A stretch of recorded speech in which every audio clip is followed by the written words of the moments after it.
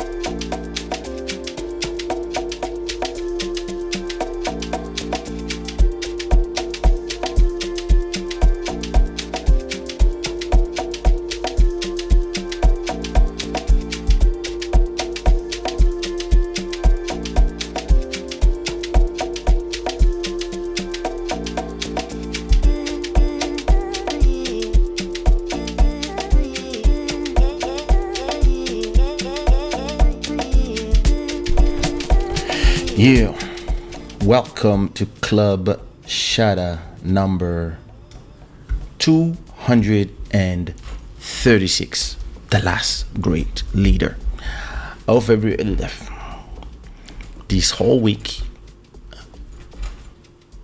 Yeah, I feel like I'm fumbling a lot my words. Maybe because I'm speaking too fast. Because usually I remember when this used to happen a lot, I was saying to myself, maybe I'm speaking too fast and I should just take the time to say what I want to say. Anyway, welcome to Club Shada episode 236. This show is brought to you by Shadaware, the gods of good fortune. I hope everybody is feeling good. I hope you're in good spirits. I hope you had a great end of the week and you had a great week and a great beginning of September month. Those who have kids like us, I hope kids going to school went well and that overall it's all good and you're feeling well. And of course, health and mental health, happiness. I hope everything is great for you on that front. I'm live on a Friday, which is not my normal day. First of all, because it's not my normal day, I might see people that I don't usually see here. I need to tell you how it works. All I need to tell you is one thing. Put some likes, even if you're just passing by and you're not interested in seeing this beautiful guy talk. At least leave a like for the algorithms, and then move on to what you were doing. Other than that, I want to acknowledge and say hi and welcome to Club Shada, to the Shada gang, to all the new subscribers on this channel. 1,500, King Bomba, Vincent, Felix, Quadio, Naruto FF, Te Paris, etc. Welcome to this channel. Listen, at the rate we're going, by November we will reach 200,000 subscribers on the channel, which is amazing. It's a lot of people when you think about it. And yeah, I wanna acknowledge all these new subscribers on the channel and tell everybody that you are welcome. Maria Christina, on Deovan, Kim 23916, Maxi Ware 45, etc. Listen, it's a great place here. You're gonna enjoy. As you are watching, it is midnight and 46 in Lisbon on a Friday. I want everybody to put the flag of where they're watching from and what time it is. What time is it? Where are you watching? I want to acknowledge our stream royalty for the month of September, who is Mike Phoenix with $20, and all the sponsors who are making this show possible. To sponsor the show is very simple. You click on the $ in chat, super chat, boom, send whatever you feel that you wanna spend, and you build a pyramid with one brick, one by one brick. So if you give 500 bricks, it's amazing, but if you give one, it's still useful. I'm telling you, all my words are just it's just tiredness.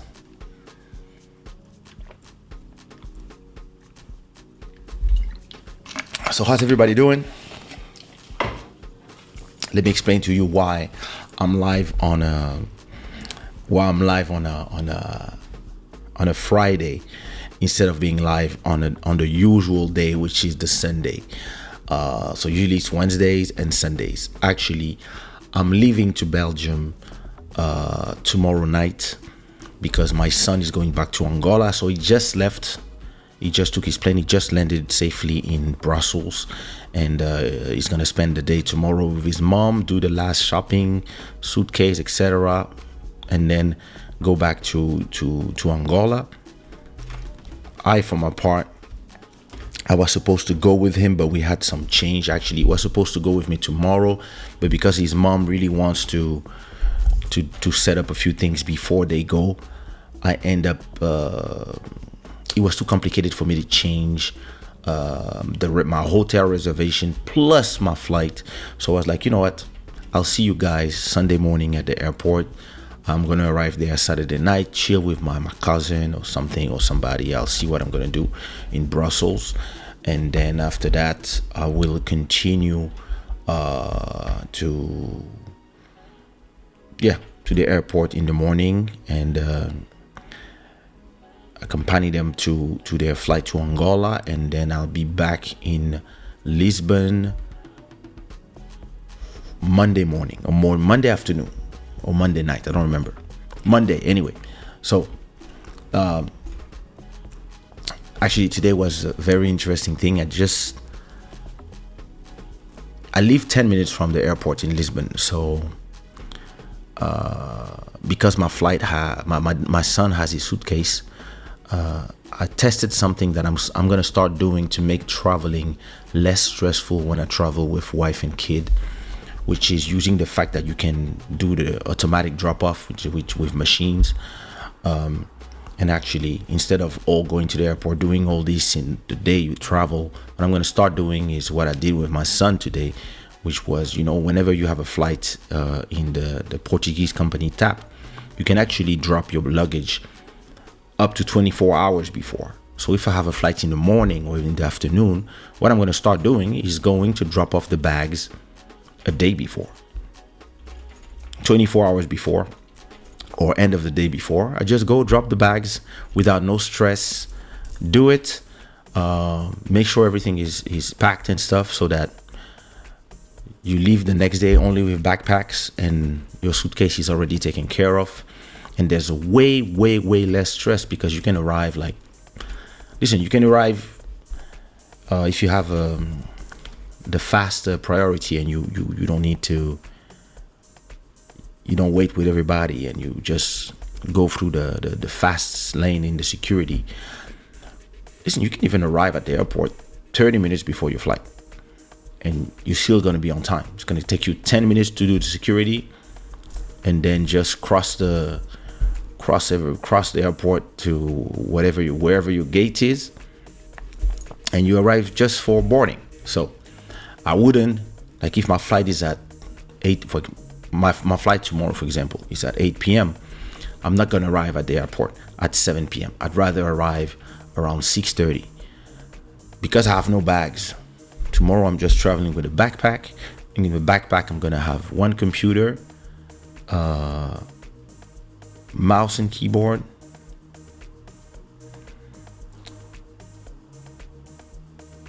two pair of boxers, 2 t-shirts, and that's it. Everything else, skin lotion, perfume, all that stuff, I buy when I get there. Soon as I land, or at the airport before leaving, I get everything I need, and spend my 2 days there, and then back here. So I was saying to myself, if I want to travel light, do I want to take this camera with the tripod, with the cables, with all the equipment that I need to do live, or do I do a live with my phone? And then I was like, listen, now I'm going to concentrate on working on my next 2-3 NFT collections while I'm there. So in the hotel, so yeah, in a way, I don't see the interest of saying that I'm going to travel light and then I bring all that stuff. So that's how I said to myself, now listen, let me just forget about it, and let me do a live Friday, even if maybe all my gang is not going to be there, and it's okay. Yes, other people discover me and know that whenever you want to come see me live, normally it's on Sundays and Wednesdays, but sometimes you do another day to attract new people. That's cool too. So if it's the first time for you watching, because I see people, listen, even if you're not in the chat, you're not saying nothing in the chat, I know I see you. I don't see your names, but I see how many people are watching. I can see I have numbers here. I have all these stats there. And so yeah, listen, if you don't want to say something in the chat, it's okay. At least put a like. And there you go. But my people are gonna come, nevertheless. You know, I know them. The time they receive notification, they get the chill, they get naked, they get in their sofa, and they take their bag of chips, and they're ready to listen. So it is how it is. What up, Tome? How are you? How you doing? Welcome to Vero too. I see that you followed me.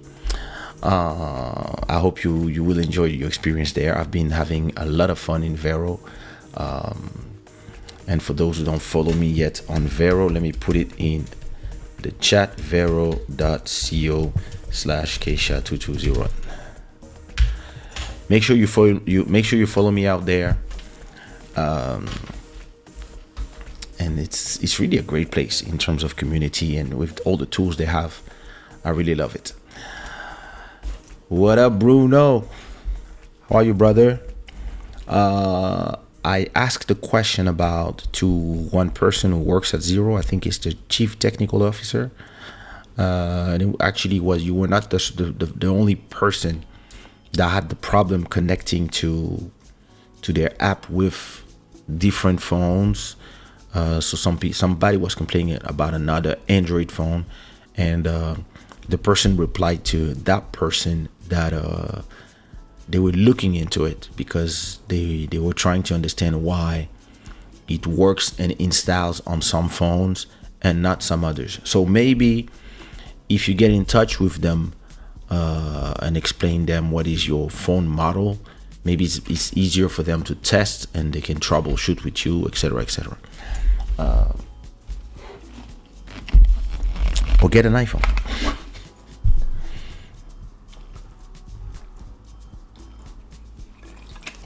Speaking of iPhones, did I talk about it last? Wait, when was the keynote? The keynote was on the 7th. The 7th was a Wednesday. I was live Wednesday. Did I talk about it? I don't even know. I don't remember. Bruno, you were there. Oh, Dali, do you have a show tomorrow? I'm gonna be. Wait. Am I gonna be in the plane while you're at the show? It's gonna be 7:50. My plane is at 7:50 p.m. What time is your live? If I feel like your live, like your live always come when I'm doing something.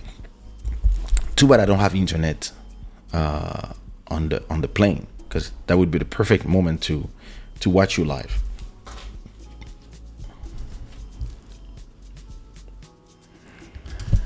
Actually, I'm seeing you on my TV right now because I need to do some other things with my cell phone while I'm listening to you. Vero is a quiet place. I love it. No external noise from the algorithm. Yeah, exactly. And it's interesting because we kind of forgot how nice it is to not have nothing to see if nothing posts. Meaning that if you only follow one or two people, and those people are just not posting today, then there will not be no new stuff to see, because everything is chronological. And actually, it gives you back this sense of community, meaning that you post something for your community. You don't post something for the algorithm to go find people for you. And understand the desire of people to have their message spread wider. But actually, I kind of learned to enjoy, like I've been saying, I would love to have the power of the websites back. I would love to be able to say what I have to say on Kaysha.com and have everybody be there and receiving a notification or going to check, like back in the days when everybody had a website. You would post something and you would have hundreds of comments because your community was on your website, where you had control of your message. Now we gave all this to the monsters that are Facebook and Twitter, and those people are pretending they are for free speech, but they believe that free speech is only the speech that agrees with whoever is at the editorial, and anybody can be emotional about whatever you say and block you. So it's kind of a bummer. And then they're trying to make money. So yeah, you're fighting with algorithms, and like, you know, like, you don't even know what you can do. Like, unless you pay, you are not seen. And in a place like Vero, what I really love is the idea that when I post something, the people who follow me, they will see it. They will see it if they're just looking at whoever posted today. They will see me if they let's say for example, somebody who follows only me. Let's say we have like every Club Shada member, every Shada Gang member on Vero, and all of us, when we post, we will see each other. If we only follow each other and our community is only us, whatever we post, all of us will be there to support it. And this is giving back the power to the community instead of the algorithms. So yeah, it's much better. J'essaye seulement, mais je regarde les replays, hein. Faut pas croire. Yeah, I don't remember if I talked about what Apple interesting. Yeah, I don't remember if I posted about the new I love when Apple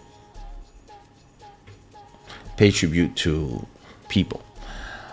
But listen, when I watched the keynote, I really was not interested. I was not watching it as somebody who was wanting to buy a new iPhone. I just got in February an iPhone 13. It works very well. The photos are amazing. The camera's amazing. The speed of the phone, I don't see the difference from I had what? Well, I had the 10, so I still have the 10. So from my 10, which is here, to my 13, I mean, I don't really see the difference because those phones are super powerful already anyway. But I mean, I could see the difference in terms of the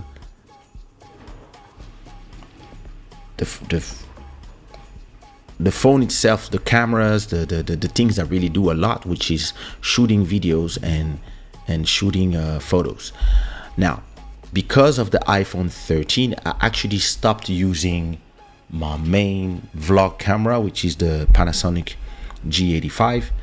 I've stopped using it, and I actually do a lot of my vlogs. Actually, my last 3 vlogs that you could see on my channel, the last 3 vlogs are all shot on my iPhone. So I'm going really in with shooting vlogs on the iPhone, and I love it because the quality is really like nighttime, maybe not, but on daytime, listen, there's no real difference, especially with the cinema mode. Like, these cameras are amazing at doing a fake bokeh and fake cinematic look. And yeah, on that I see a difference. If I was just checking my mail, going to Instagram and editing photos and stuff, listen, those machines are way too powerful already. I would not change phones before maybe iPhone 16. Yeah, maybe 16.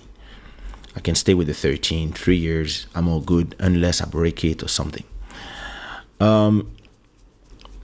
Then I saw the keynote. So I saw the Apple Watch, same thing. The Apple Watch, I think I have the Model 5.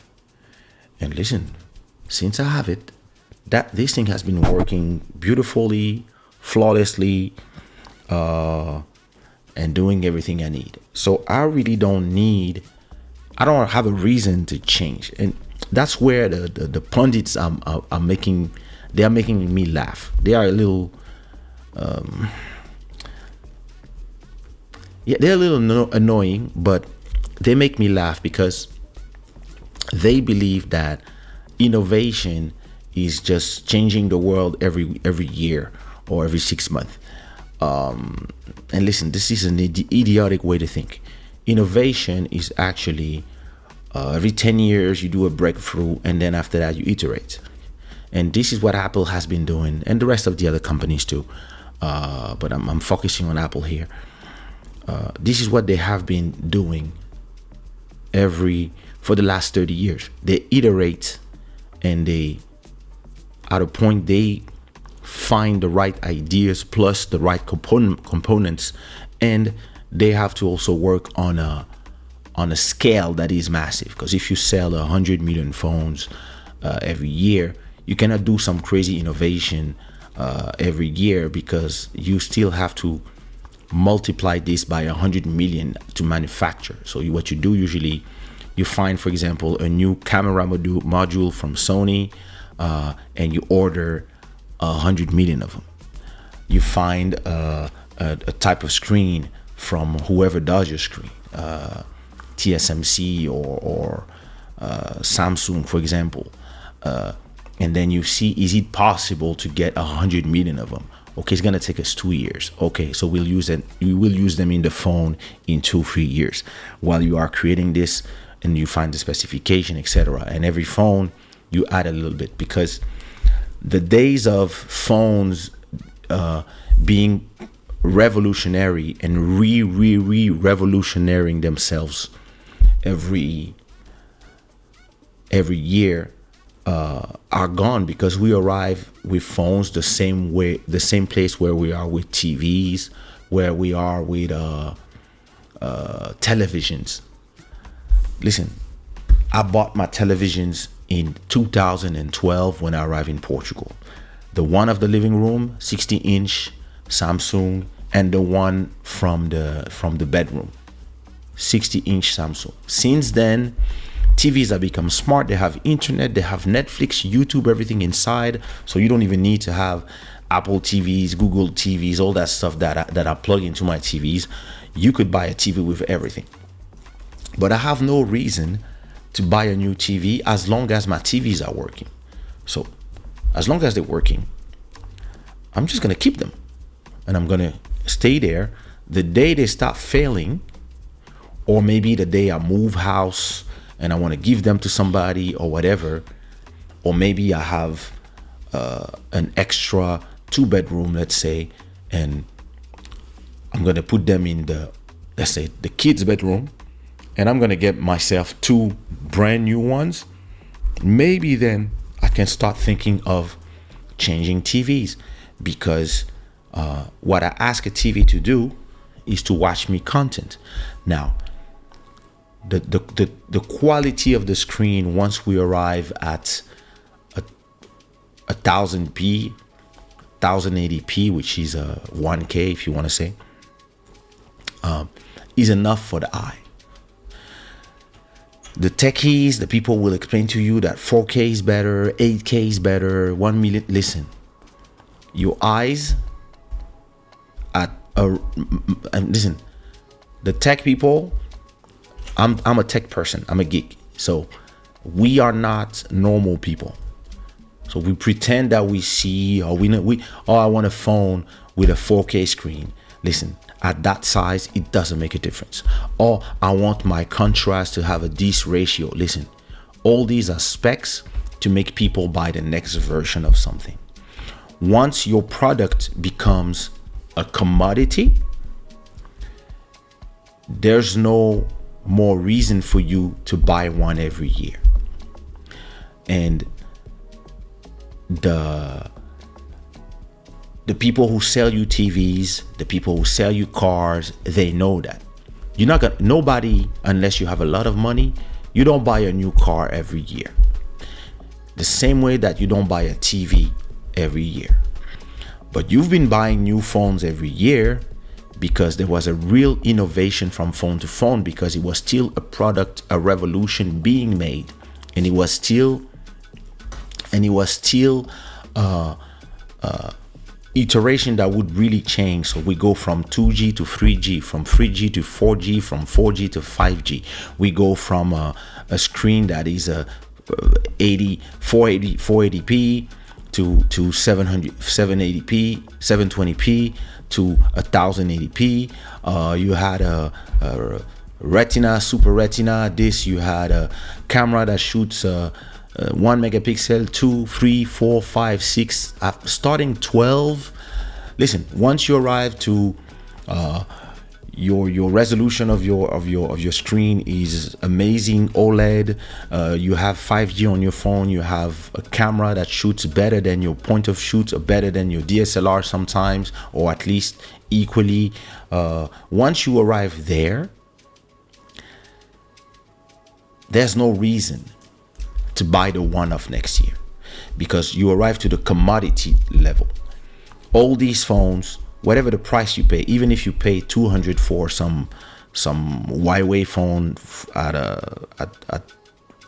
the local store, it will have a great screen, it will have a good enough camera, it will have GPS, it will have Instagram, it will have Twitter, it will have, the reason you go in there is to get your content. And all the phones today, because it's cheap to produce, because it's been produced at a scale now the same as TVs, yeah, this is the only reason you're going to buy a new one, is because it's a new one, or it's because you like the color, or it's because maybe, like me, the change in the camera is worth you trying to do something. I film my shows. I usually give my phone to somebody so they film my shows. Shows are usually in a dark place with lights, and you see the difference from a phone to another. So I used to bring a big camera because you could see inside in the dark. Now I can use an iPhone 13 or 14 because I'm going to see the difference in the vlogs. I'm going to see the difference in the cinematic, 4K cinematic at 24p. A lot of little details that if it's your area where you work, you might see the interest in getting one. But in reality,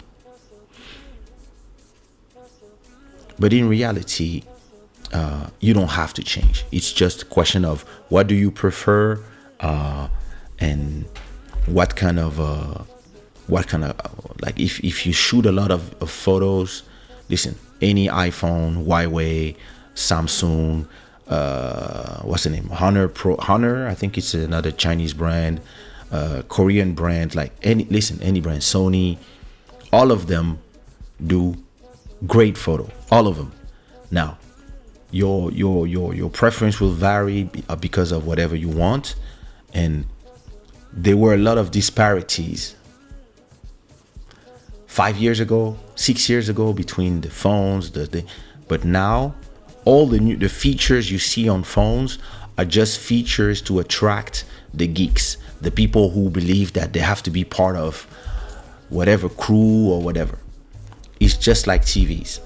I buy Samsung TVs because I prefer them, but actually when I'm in somebody's house and I'm watching a Sony TV, I actually don't see the difference, because I'm not really interested in the specs of the TV. I'm interested in watching my YouTube and my Netflix, and same thing for everything else. And the phones arrive there. We arrive at the end of the phone innovation, not meaning that people will not invent better cameras, better screens, always on screens,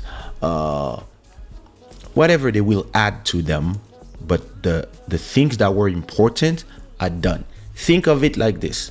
Imagine you are a living person.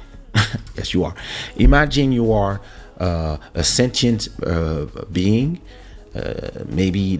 Imagine that we can, it's going to be one subject of Club Shada. Imagine that somebody invent a way to upload the conscience to a drive or something, and you can then re-download the conscience to a robot, an android, a sleeve. And let's say that for now, you can download somebody's consciousness and they really feel like themselves, and it's really themselves.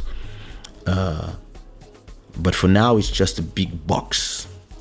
And once you are in this big box, you live in a virtual reality. But they are trying hard since this revolutionary thing. So nobody dies anymore. When you leave your organic body, they put you in the black box, and all of us are inside of boxes, and we all connected to a virtual reality, and we can talk to our relatives inside of VR. And for now, we don't see completely, but we see in VR, and the quality is getting better, etc. Listen, imagine a world like this, and now somebody is now creating the first revolution is the possibility for you on the black box to add a face, your old face or whatever. We can add a head and a face to the box, so you can just be a box, but you can talk and you can see, but you can only see in black and white. And this is going to be the big revolution. Imagine this is iPhone. So that's the first iPhone in 2007, and I was there, so I remember. I have it. It's here somewhere. Where is it? I show it to you 1,000 times. Where are all my phones? Oops. What did my wife do with my phone? Oh, there it is. Okay. So listen. The first ever iPhone was this size. All right, that's my first iPhone. Listen, this was a revolution. The screen was ugly as fuck now as I look now, but that phone was amazing. This is my iPhone 13 compared to my first iPhone. Look at the difference of size. The power of this is probably 1,000 times more powerful than this, because this is the same chip that powers the computer that I'm using, more or less. Now, from here to here we didn't have video. We couldn't take photos. I think we could take photos, but no videos. That was the size of the camera. And now this is the size of the camera. The sensor was smaller. The screen was really listen. Now, and between the two, we had this one became a revolution. This is one of people's favorite. And then you had these ones, those ones, and we are here, right? But when this arrived, the first one, it was missing a lot of things. And the revolution was, and the competition between all the builders of smartphones, the competition was who will build what first. I'm gonna have this. I'm gonna have this. I'm gonna have this quality of materials, etc., etc. But once you have the head and you see in black and white, somebody will do the color. You can see in color. Somebody will say, I can put arms in the body, and then the different Samsung will say, hey, listen, we have this body and you have some wheels. And somebody will say, hey, we invent the way to have legs, and now you can really live inside of an Android. And then somebody will say, hey, we can create full bodies that are built, but for example, athletic, you don't smoke, no this, or maybe done so that you can drink without ever getting whatever. All this will be the type of body you can buy. And then there's going to be a revolution to arrive to the perfect body. And once you arrive to that perfect body, and you can see the same way as you would see as a your biologic human, and you can even see better, and you can let's say, listen, I want a body, I don't need to eat or whatever, I just eat pure energy, and I never poop, or whatever. You can then get specifications. But once you arrive to that point where your machine is more or less, all the low-hanging fruits have been built, and you have a great camera, you have a great screen, and you don't need nothing else, then it becomes just like TVs. It becomes the bullshit like, we have 4K, we have 8K, we have OLED, we have QLED, we have whatever they will. It just become commercial ways to try to have the geeks buy every year, or the people who have money buy every year. But the rest of the people, which is 99.9% of the people, they just buy a TV, and they just use it until. So a TV will last 5, 10, 15 years. And the phones arrive there. We arrive to the point where every phone does what we need them to do. You need to talk on the phone, take some nice photos, watch YouTube and Netflix and whatever else you're watching, take some notes, read your email, go to Instagram, go to Vero, go to your social media of choice, and that's it. And every phone will do this for you. So you actually don't need a new phone. And for those who think that, Apple doesn't innovate, or whatever company doesn't innovate, those people don't even understand that. It's not that people don't innovate. It's just that they don't need to innovate for tomorrow.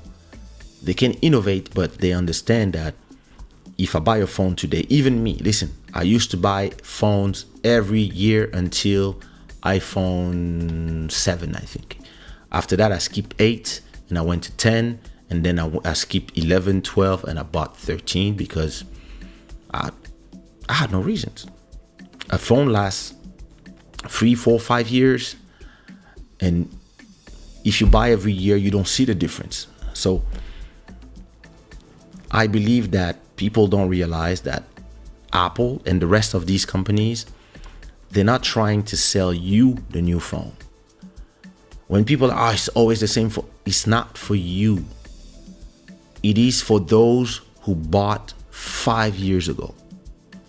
Those are the ones who will change their phones. Now imagine if you have Apple and they have 1 billion phones out there. So 1 billion customers who buy phones.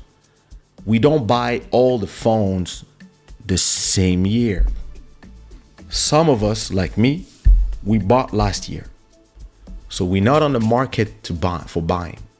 We're gonna buy unless there's a real change. Let's say instead of all-day battery, you tell me there's a revolutionary new battery thing, and our phones, you charge it one time and it stays on for 5 days. Oh, now there's a leap, and there's a reason to buy the new one for everybody, and it's a hit. If not, let's say you have in the 1 billion customers, you have 200 million customers like me who just bought the phone. So they're not interested. Let's say you have another 200 million who bought a phone last year. So they have the 12. They look at this, they're like, it's the same thing, more or less, same form factor. And it's interesting because the people think that the innovation is the innovation the way I see it. But most of the time, the people, the normal people, not the geeks, the normal people, they just want the phone to look different. If it doesn't look the same as the one before, they just get excited. It's a new one. It looks new. because they are consumers. They are not people who understand the technicalities that I understand. They just want a new phone with a new color so they can show people, hey, I have the latest one. It's a status thing. But to go back to what I was saying, and let's say the people who bought the 11, so 3 years ago, that's another 200,000 people, 200 million people. Now you have the people who still have an iPhone 10 or a Galaxy S16 or I don't know, remember what was 5 years ago, or a Xperia, whatever phone they have, but from 5 years ago. And their phones are starting to feel slow. When they go to some apps that are really using the new technologies, they really feel like, oh, this is slow. Like I really need a new phone, and maybe the screen have been broken for a long time, or the phone doesn't charge as well as before, and the 1,000 euros that they spent on the phone in 5 years, when they divide 1,000 by 12, that's what? That's 80, 85, and then you divide again by 5 years. You're like, okay, listen, it's been like I spent already, like, got all the money back and from my purchase. I already got everything back, and you've been using it great. You're starting to feel the wear. Maybe you have a daughter, maybe she's in the age to have a phone, and you give her your old phone or whatever, or somebody needs a phone, or maybe you need a second phone, whatever the reason. And now those people, they're like, because they're still looking at their old phone. They look at their iPhone 7, and they're like, oh, fuck, my photos are not great. I still have in my system, I think I can only be at iPhone 13 or whatever. And they look at the photos that you can do with the new ones, and those people, they're like, maybe. But then you have the people who maybe still have the phone of before. Oh, don't fall. Maybe you have people who still have an iPhone 9 or 8. And those people, they really need a new phone because they changed the batteries already. But listen, they just want a beautiful camera because maybe they work in a field now or they need a camera. And those are the last people, the people from 5 years ago, 4 and 5 years. That's 200 million people. And those 200 million people, this is what the keynote are for them to be like, oh yeah, I want the new one. I'm ready for the new one. And that's how I see the keynotes. And because I'm a tech guy, I also understand the differences between a phone and another. But when I was watching it with my son, I was saying to myself, what is this? Double click to pick a camera source. Huh? Oh, that's when I have a guest, right? Let me see. Or maybe you don't see it. Well, anyway. Whatever. Let me check if you see what I just. Don't mind me.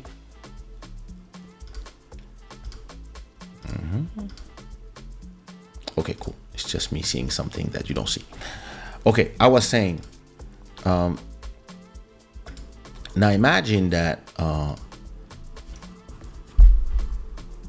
you are shopping to get a new phone. If we're talking about 100 to 200 million people, yeah, that's a lot of phones to sell, especially if they cost 1,000.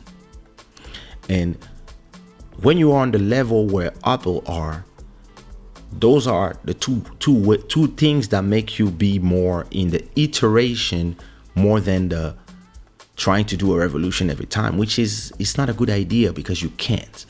But if you iterate, you make it better every time, and you have a billion users. You don't want to build a billion phones because it's problematic. You actually want your people to upgrade in waves. So you build 100 million or 200 million 13. The people from 5 years ago, they buy them.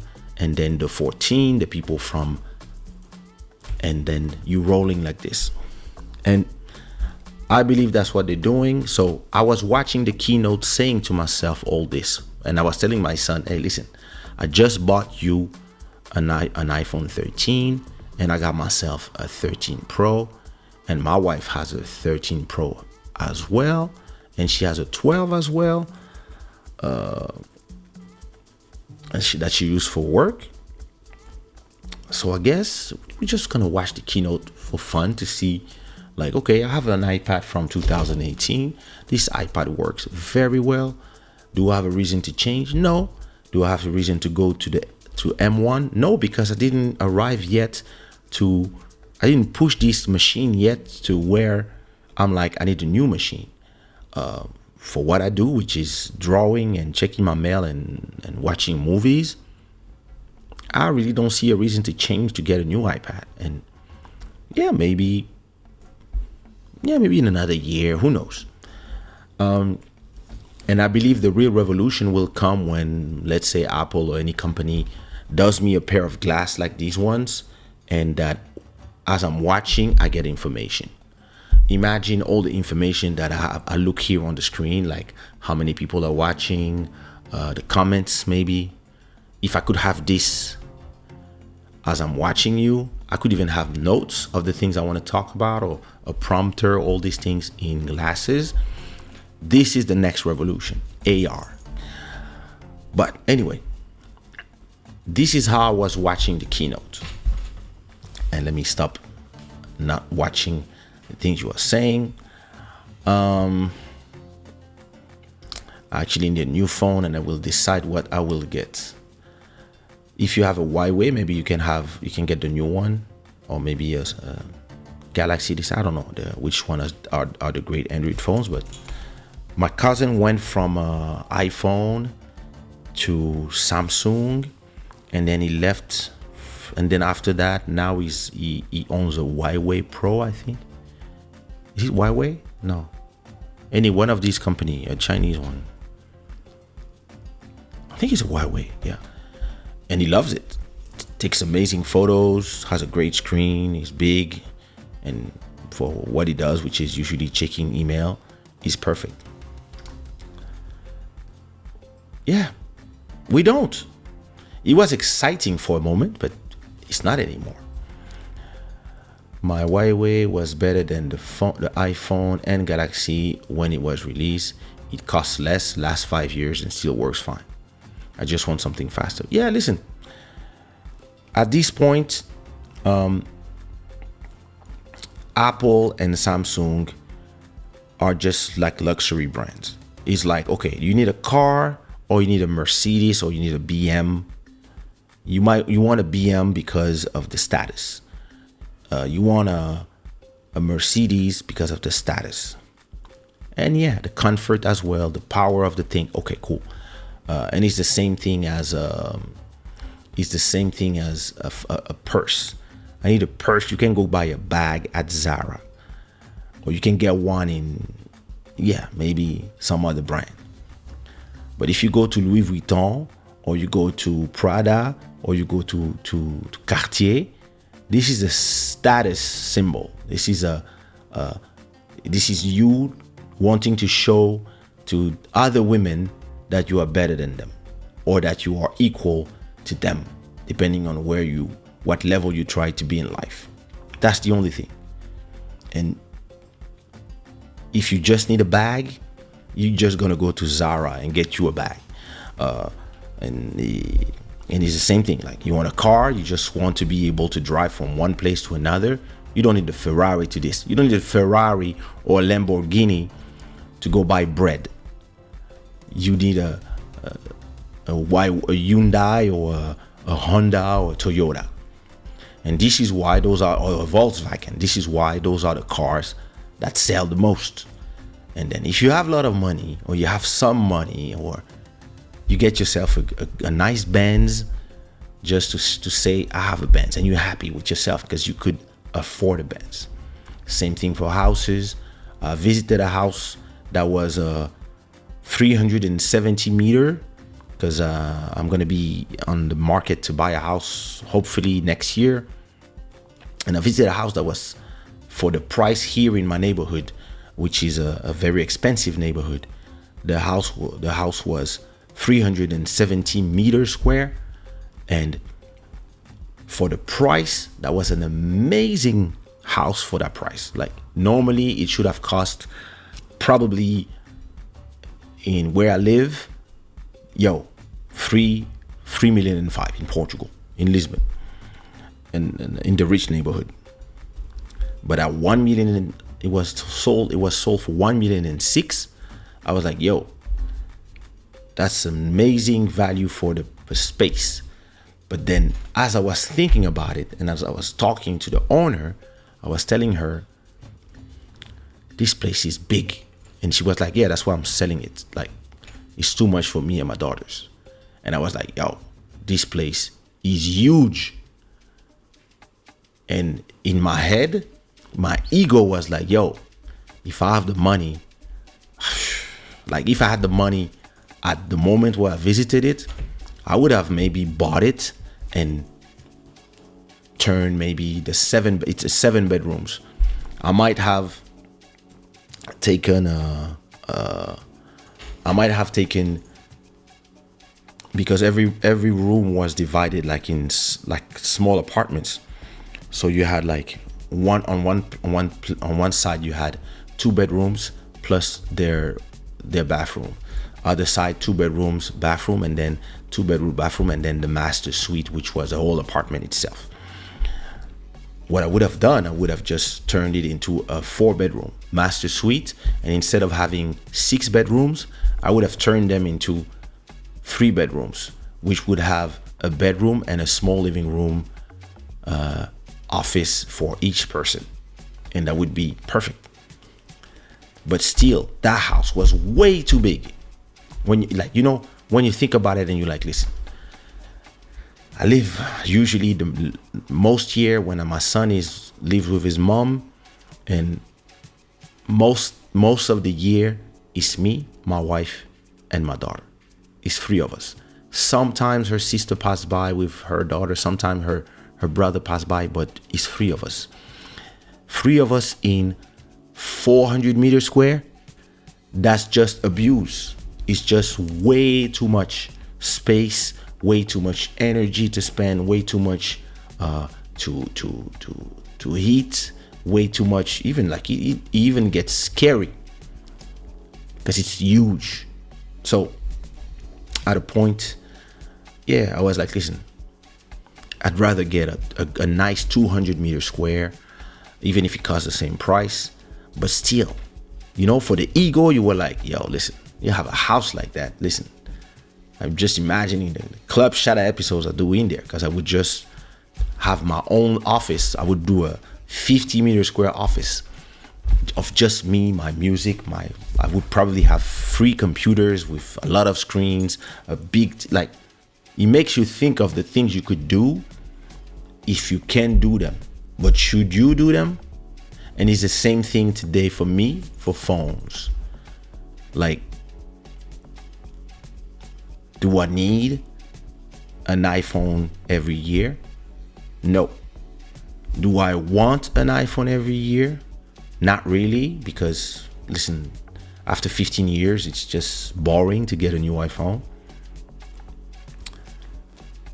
But if I have a lot of money to spend and I can get the new one each time, I'd do it, because it's just like a luxury item. It's just like, you get my Apple Watch does this. This one costs 800, I think. It cost 800 when I bought it, and it does exactly the same thing as the one that costs 300. But because it's gold plated and that's the reason why I took this one, because I could. It's just status. It's just, I got the gold one. And it's the same thing for phones, and it's the same thing for TVs. It's just like, if you can spend more, you're gonna spend more. Just whatever. Now, do you need 3D for TV? No. Do you need whatever QLED, OLED, whatever? You don't. The movie is gonna continue to be a shitty movie or a shitty music video, even in the best and the biggest screen. So in reality, we start when it becomes a consumer product, you just have to understand that it's just a consumer product and you look at it this way. Maguima, what up? Jordan, what up? My phone's always at 4 or 5 years. I think people who buy a new phone every year just like to waste them. Well, I just said that. Making money. Yeah, listen, that's a great formula. I already can see the gears on your brain working. Your house would not be only a house. You know that. Listen, the house that I see, listen. When I start shopping for a house, I'm actually gonna do vlogs and I'm gonna film it like if it's a music video and like, listen, don't worry. So, let's go back to the phone. So I watched the keynote, new iWatch. I'm not shopping for a new Apple Watch. Then the new iPad.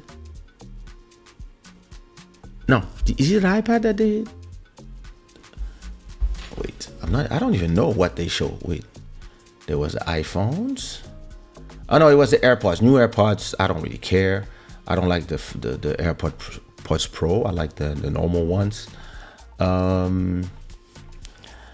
So then it was the iPhone and the iPhone 14 Pro. Okay. That part with the, how they called it, the animated island, or that was cool, but not enough for me to buy a thing. For me, it's just about the camera. The things that made me say to myself, I could buy it, what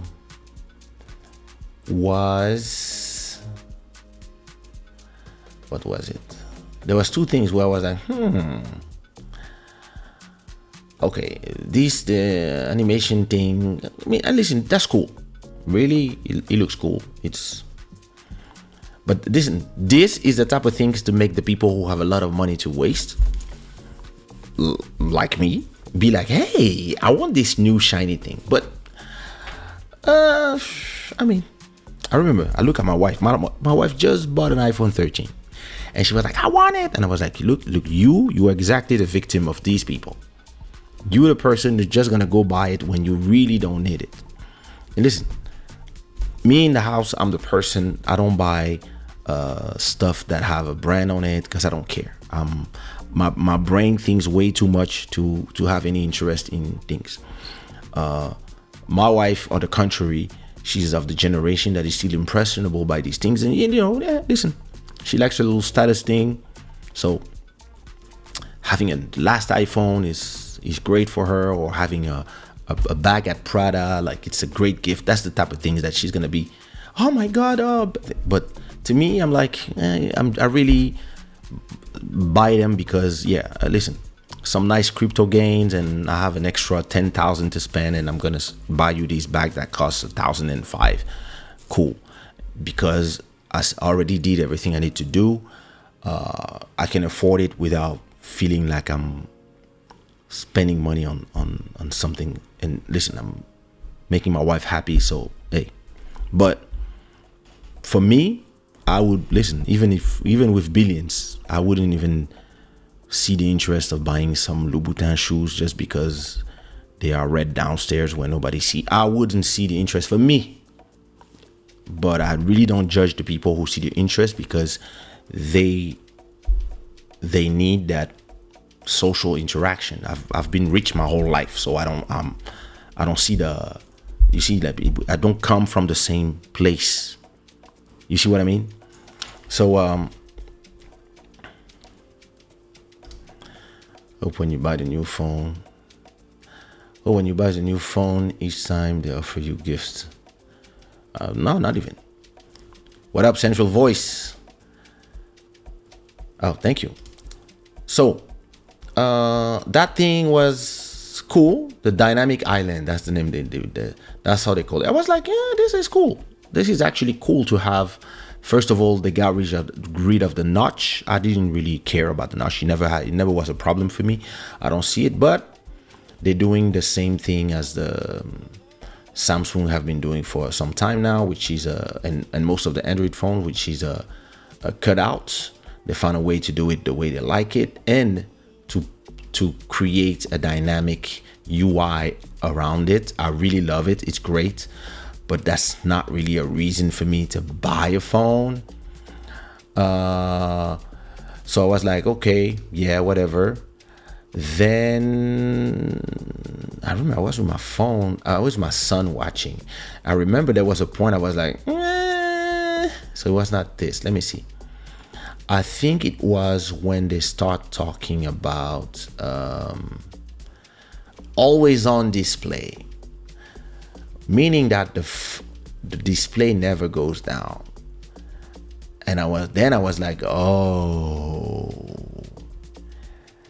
that is not a reason to buy it.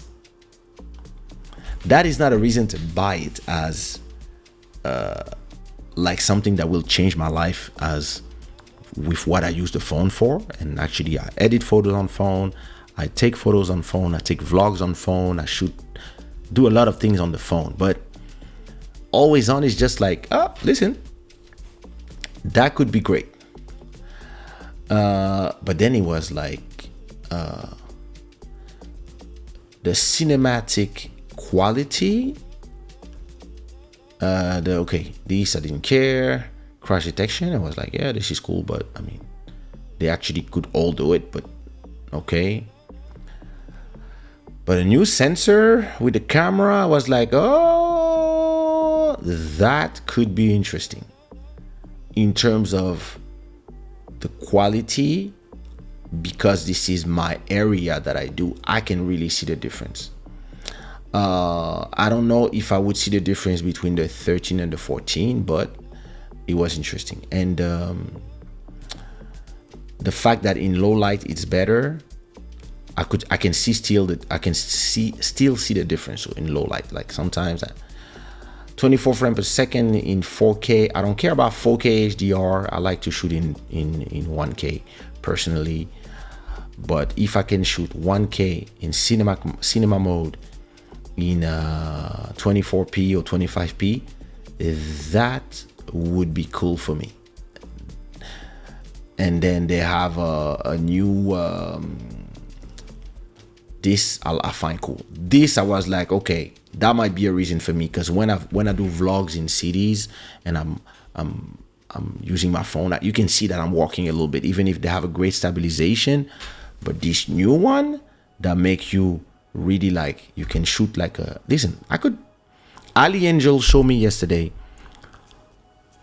a music video is shot on the iPhone. I was like, yo, listen, sometimes I'm just too lazy to shoot new music videos, but actually I could shoot some nice stuff just with my phone with this. And I was like, okay, maybe just for the camera actually. Yeah, battery. So, listen. As I go to Belgium, I will ask them. I'm gonna ask them. Whoever liked the photo, thank for the like. As I go to Belgium, I'm going to ask them if I can do a trade-in, since I bought it at the Apple store there and my phone is still in pristine condition.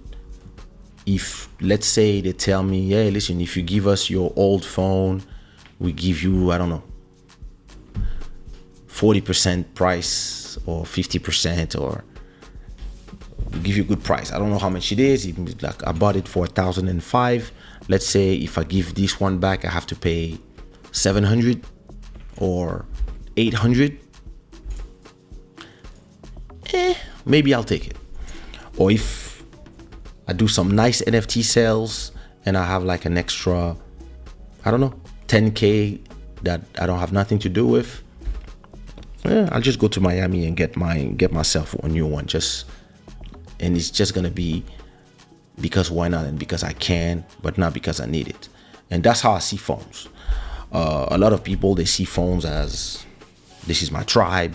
I hate Apple. I hate Samsung. I mean, I'm like, listen, none of these people are paying me. So the only people I love is Shadaware, and you can get you a t-shirt at shadaware.com. Everything else, I don't work for none of you guys.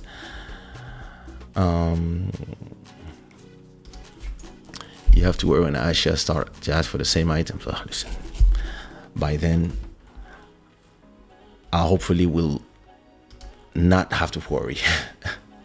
But yeah, listen, just like my mom explained to me, and like I explained to my children, yeah, it's important to have them understand the thing. All right, before I leave you guys, let's talk about tonight's subject. And I want to talk to you about the death of Queen Elizabeth II. And how can I say it? Because it's I mean, most people are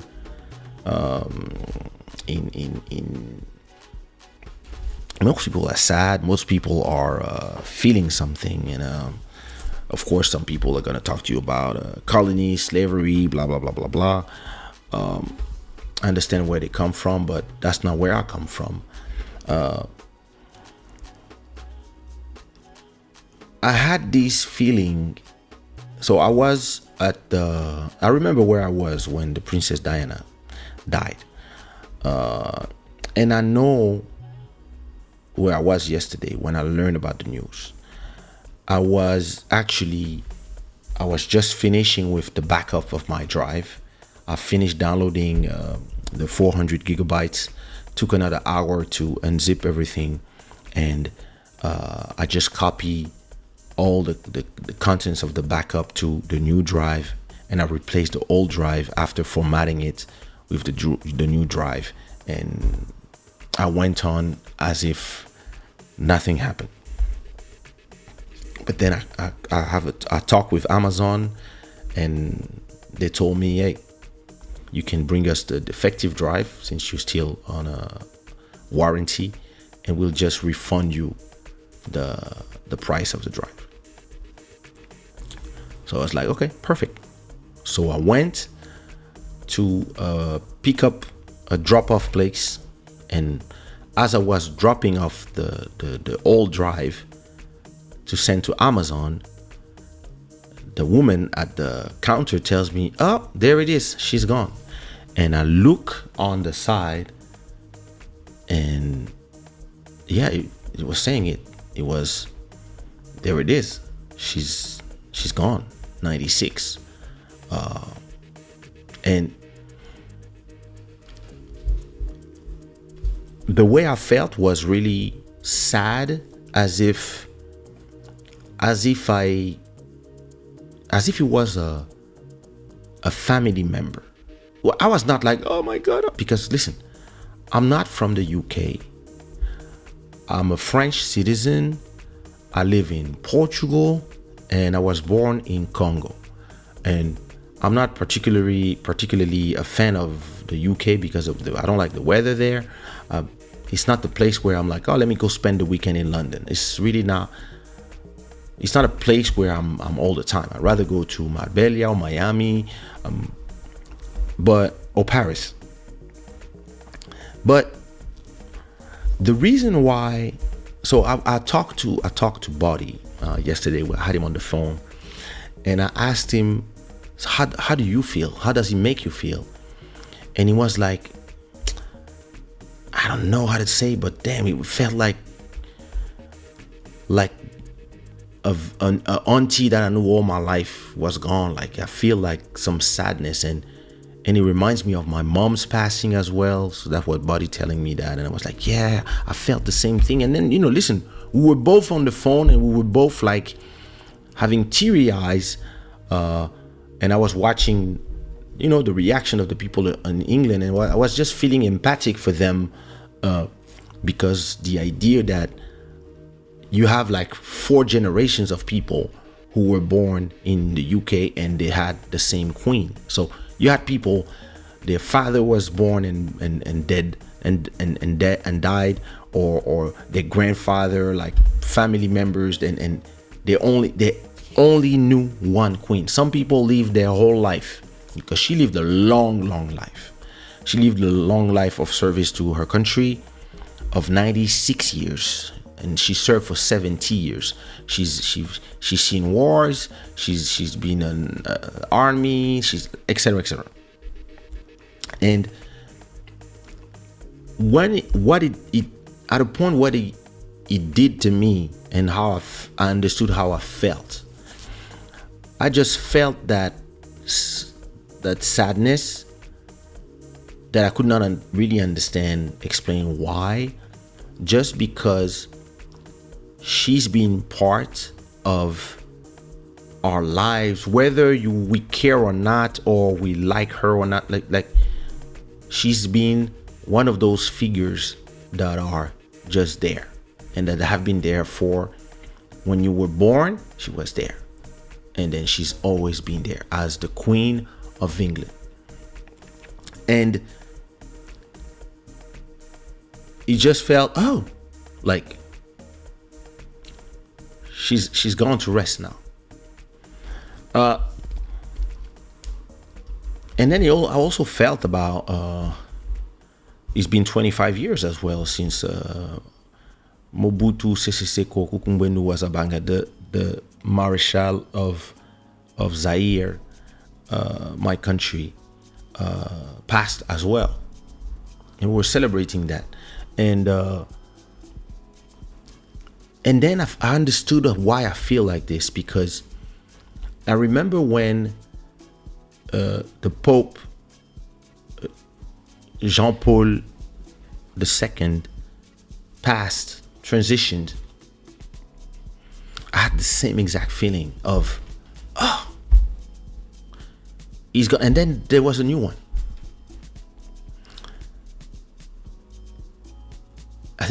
Was it? I think before Francisco there was another one. I think there was Benoit 16. Listen, I could not care less about Benoit 16, and I could not care less about the actual one. I don't care about them, because to me, the only one that is like the religious figure that was Jean Paul II.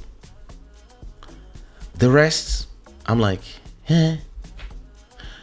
And I believe I'm one of these people that really care for great leaders, not in the terms of did you agree with them or did you disagree with them, or were they good, bad. It's just that the leaders of yesterdays are all going instinct by the laws of nature.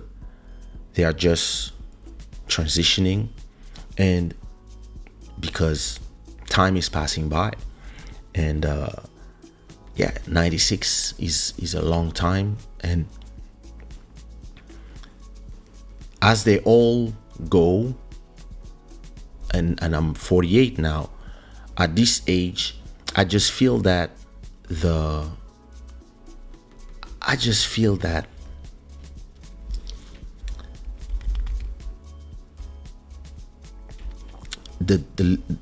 leaders of today are not great leaders, and the people of yesterday, and I understand it's a different world, right? But the leaders of yesterday, you like them or not, but they felt to me as leaders. They felt to me as, listen, you might not like Margaret Thatcher, might not like Jacques Chirac, you might not like François Mitterrand, you might not like I don't know, Ronald Reagan, like JFK, like the romance of the great leaders like Mobutu, all these people who you might criticize their actions or whatever, there was still men with exceptional destinies that for me were inspiring. And in the people of today cannot see this because they are just all used to the mediocrity of tweets, and they have cowards leading them who are scared of tweets. Listen, if I was the president of any country, I wouldn't give a damn about some advisor telling me, yo, listen, the polls are, I don't care about the polls. I'm here to lead people into where they need to go. And I've been elected for that. Yeah, but people are tweeting. Listen, this is not real life. I don't care about tweets. We are in a society where you can say something or a tweet and people can cancel you on Twitter, and like you lose your job, you lose your possibility to lead people to a greater place and to take the tough decisions to take people to the next level. Like those people are the people who took decisions to be in war, to get out of war, to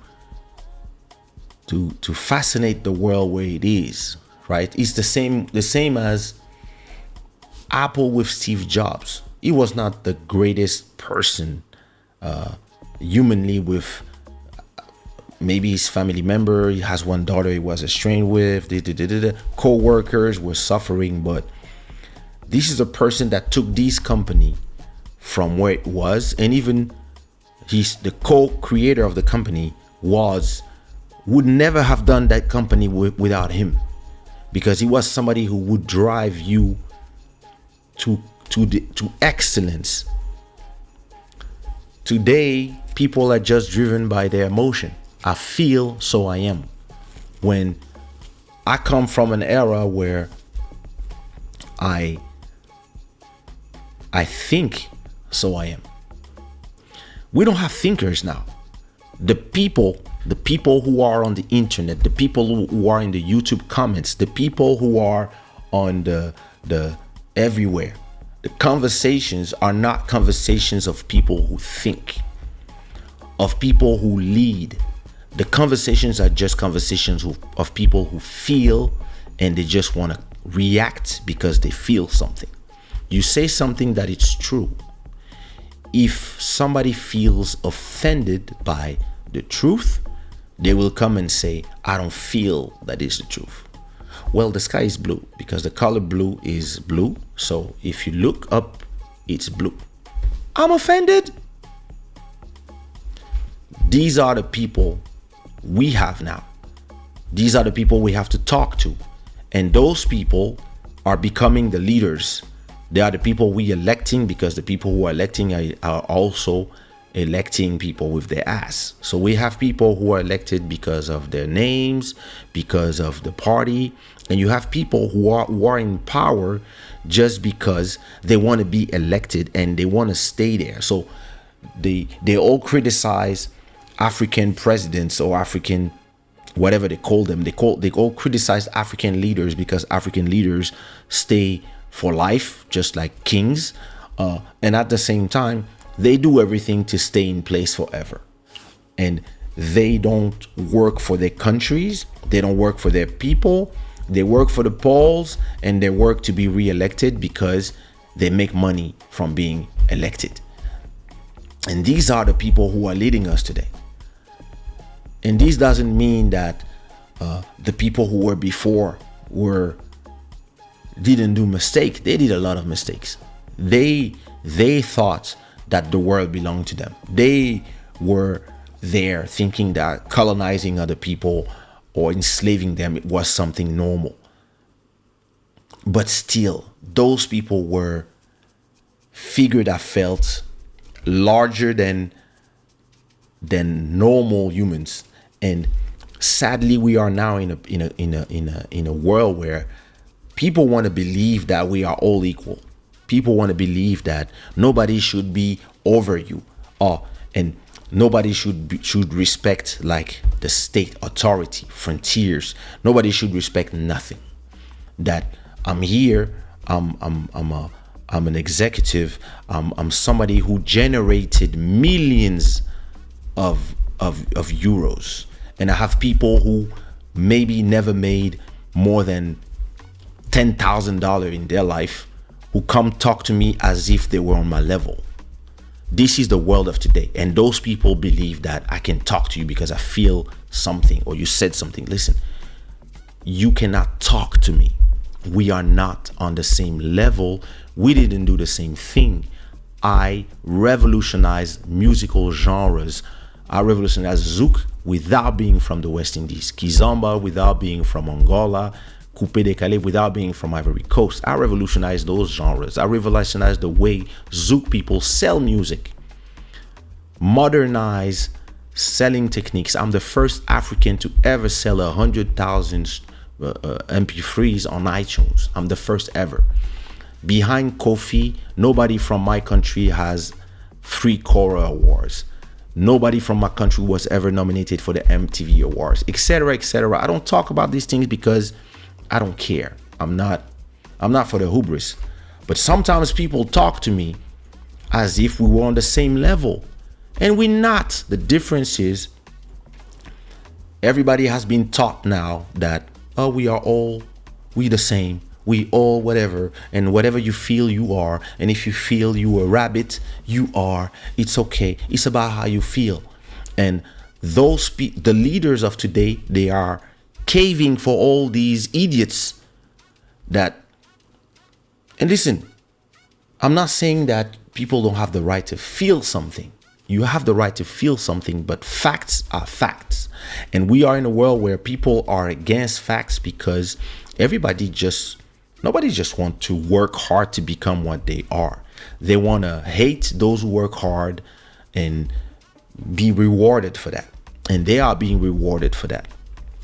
And all the people who are there listen, look at Ukraine versus Russia.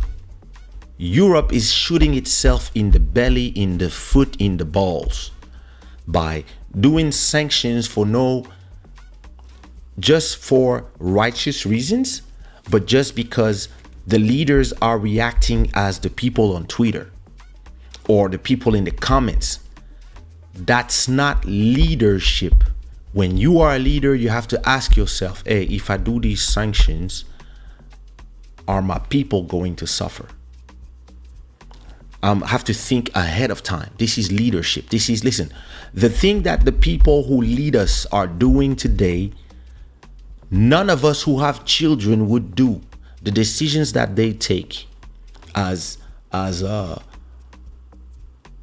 the decisions that they take as if we were on Twitter and they just need to react quick to the information, and they have journalists, you have a whole media circus that force you to react quick. And sometimes I would like a president when they say, okay, so what are you going to do about this?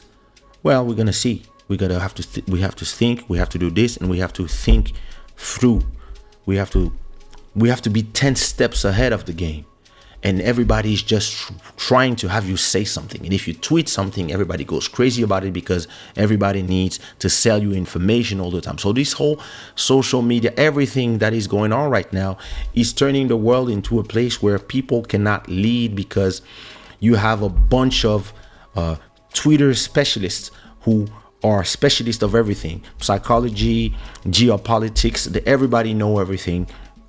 And everybody's a Ukrainian out of a sudden, and you have platforms like YouTube who are, if you criticize any of the action from COVID to Ukraine to whatever, you can have your whole 5,000 videos on your channel disappear, and people think it's normal. All these people who say I want to live, I want to be able to live, they don't want the people who disagree with them to live and to be able to talk as well.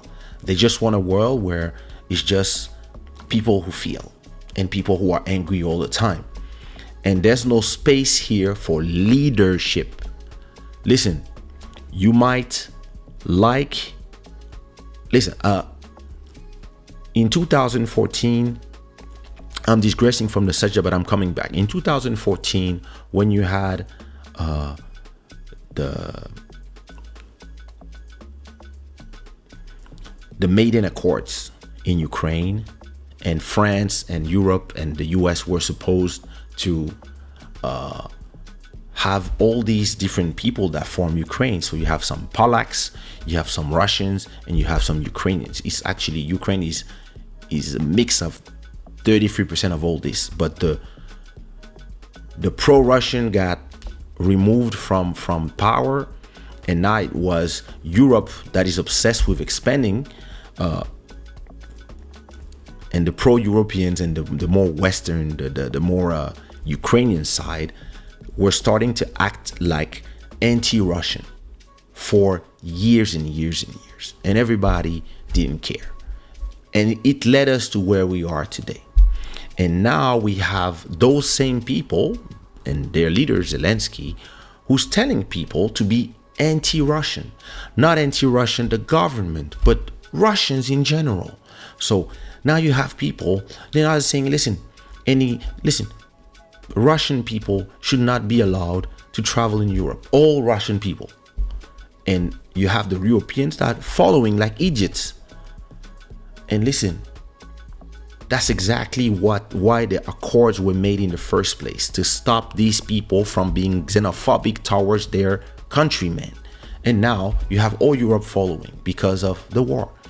And this is not the subject is not about this, but when you think about great leaders, they just think ahead of people, and they're not scared to be hated by people. They're not scared of tweets. They're not scared of all that. Listen, you can say what you want about Mobutu, but back in Mobutu land, Zaire was one country, united with names that were not French names. Even if he was born Laurent Désiré, he decided that every Zaire citizen should have a Zairean name and not a European name. Small details that, listen, even if after that he lost his way, no problem. But those were figures. And everybody that went after him don't have that stature. They don't have that thing where you say, oh my God, like, and you just, people just want to build statues just to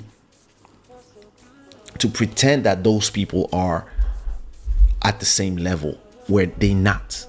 And I'm not saying that all the people is a better leader.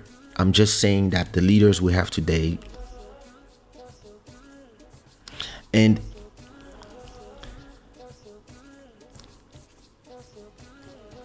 when I realized that the Queen Elizabeth was one of the last great leaders, somebody who, for the UK citizen and for all of us, she's just been there. She's 15 prime ministers, I don't know how many American presidents, French presidents, etc. And she was just there. And when those people go, and I look at King Charles III, and it doesn't feel the same. And maybe this is why I felt like this sadness and this feeling like I was really sad and teary. Like I was like, maybe it's the last great leader that is gone. Now it's just gonna be us with all the people who believe that politics is communication, and they do everything for the polls and just to, and they're not real leaders. And listen, I have no admiration for none of the people I'm talking about.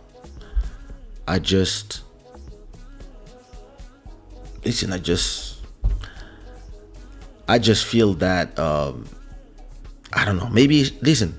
Maybe it's just because it's the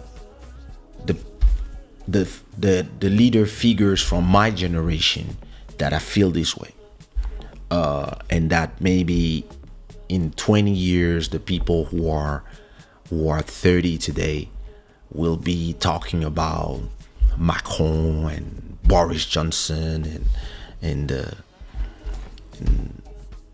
I don't know, Trump and whoever as, oh my God, those were amazing leaders, etc. Listen, I even regret that as a French citizen,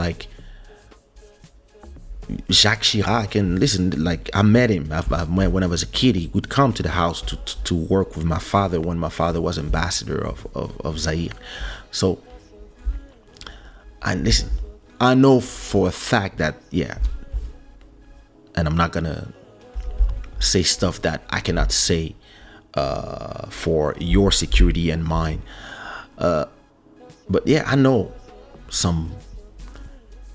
that those people were different type of politician, and the laws were permitting things to be a little more opaque. And I know at that time there was the France Afrique and all. I understand the thing, but the leaders back then, they were just different. Listen, they back then we had what we call the real politic, meaning that listen, we might not agree with the way the Russians think, or the way the Congolese, the Zairian thinks, or the way these people think, and listen, some Portugal was still a dictatorship until 74, but the people who were leading, not only they knew what they were talking about, they had a certain level of instruction, a certain level of, I know what I'm doing. And the ones of today, they have no clue what they're talking about, because most of them, listen, I'm going to put you in this thing just because you helped me win this thing. And then you have people who are taking decision for your health, and they lie without a problem, and they never have to be held accountable, and etc. And yeah, listen, at a point, listen, a leader of in the situation we are today, right? The leaders of yesterday would have not agreed with the war, and they would have supported Ukraine as they should have, but they would not have stopped buying gas from Russia for righteous, virtuous reasons. They would never have done that, because somebody would have told them, well, if we stop buying the gas and we stop paying for the gas, the winter is going to be horrible, Germany is going to be fucked, this, etc. The leaders of today, they took the decision in 5 days without thinking, and from Europe. And listen, here in Portugal, nobody asked us for our opinion. France, we're just people just yeah, let's do this way, and boom. And no matter, no, this is the reason why most people are losing trust in Europe, because you have a bunch of people who are there taking decisions for us. And those people, listen, I'm a pro-European, okay? But most of these people are not elected, and they take decisions that are supranational without being elected. I want us to elect the president of Europe. All the European people, go vote by internet. We elect the different people who are doing the thing. Because listen, all the decisions that are being taken now stupidly will only create one thing. All these people in all the countries are about to be voted out, because people are going to be like, listen, wait a minute.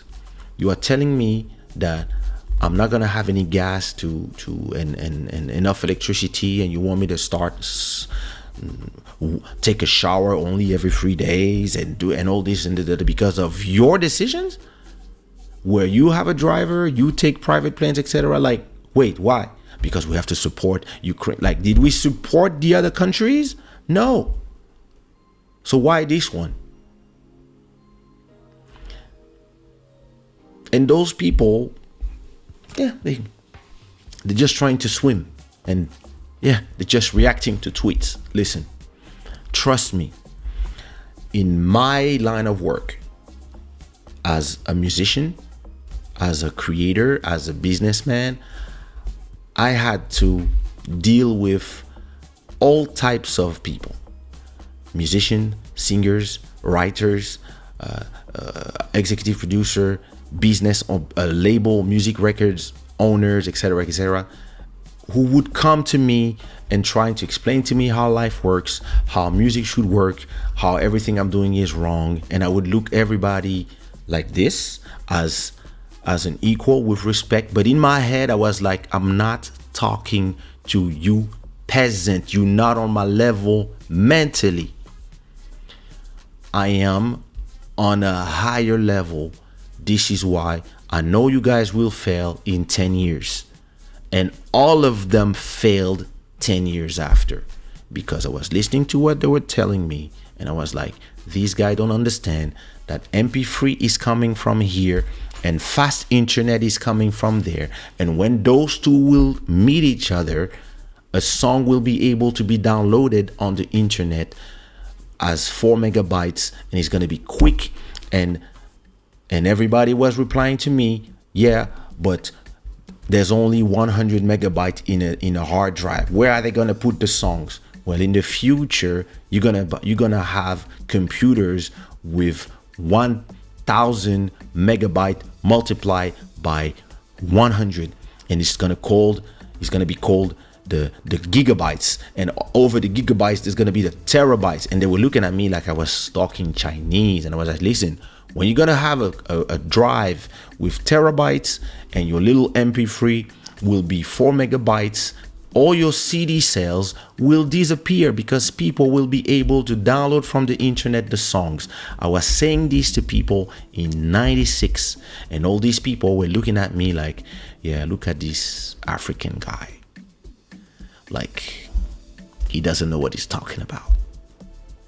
And today, all these people call me all the time crying, because all these people were no real leaders. The only leader in the room most of the time was me.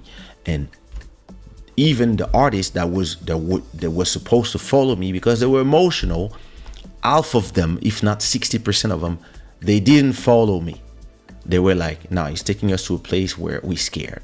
When I was telling people, let's do singles, let's start doing streams. Hey, there's this new thing called Spotify. Is gonna become number one. When I was telling this to people 12 years ago, people were looking at me like, nah, people will go leave their house to buy a CD. And I was like, no, if all the music is there, they will have no reason to buy CDs or buy anything. They will buy a subscription, and that's it. When I was saying this years ago, everybody was telling me, he's crazy, I'm leaving the label. They all left. I go, cool. Moved to Portugal, and now everybody's calling me crying. How do you make so much money? I said, because the things I was talking to you about, I prepared myself for them for the last 10 years. That's what I did. This is why I make so much money, because I own a huge catalog of songs, plus songs I did for other people, plus songs I did for TV, plus all the things I do that are not about fame, but about building the future and securing your future. Meaning that I disappear. Let's say I get hostage by whoever for 6 months, and I disappear. The money will still come in, whatever happens. And a lot of people now, they're trying to do it today, and they're like, oh, that's a lot of work. So yeah, it's gonna take you 10 years to arrive where I am. Oh, there's no shortcut. No, they're not. Oh my God, like if I knew, you knew. But you had a leader in front of you, but because you were people who feel it felt bad to have somebody of your age or somebody younger than you that knew better than you and that had vision and leadership. And what did you guys do? You start doing what emotional people do. You start acting funny. And listen, maybe I'm just talking about my feelings, right? I'm not here to tell people how they should feel about the death of a queen. But because a lot of people don't care about the crown, royalty, all that stuff. They just believe, listen, why are these people like up there, right? Why are these people taken as if like they're not humans like us? They pee and they poop like all of us. That's what a lot of people think. And in reality, yeah, it's true. But you know what? I come from that cloth. So maybe this is the reason why I feel that I lost a member of our club or our type of people, leaders, people who are just have exceptional destinies. And maybe I'm presumptuous, but this is just me telling you my feelings. And I completely accept and I completely don't think that it's a disagreement if people think differently. I believe that we all have to accept that we all are individualities and we will all think differently of different things. It's just that as I learned to know myself and learn to understand that it was wrong, it was a wrong attitude from me to try to fit in back then and try to be like everybody else because I wanted to be accepted in the hip hop community, and I was scared that people find out that my parents had money and my dad was in politics, and because every time people would find out, they would say, "Oh, you're not like us," and they would push me away. So I started trying to fit in by just pretending, and it was a mistake. Like, humility is important, but deep down you have to know who you are, and you have to understand that leaders, visionaries, they don't come many, and it's often a lonely place. And every time I have conversations with people, it feels lonelier and lonelier. I had a conversation not so long ago with an artist about music industry, and listen, at the end of the conversation I was like, oh my God, that person will never make it.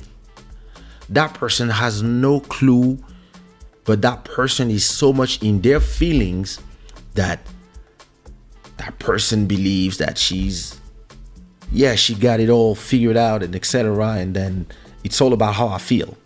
And I was like,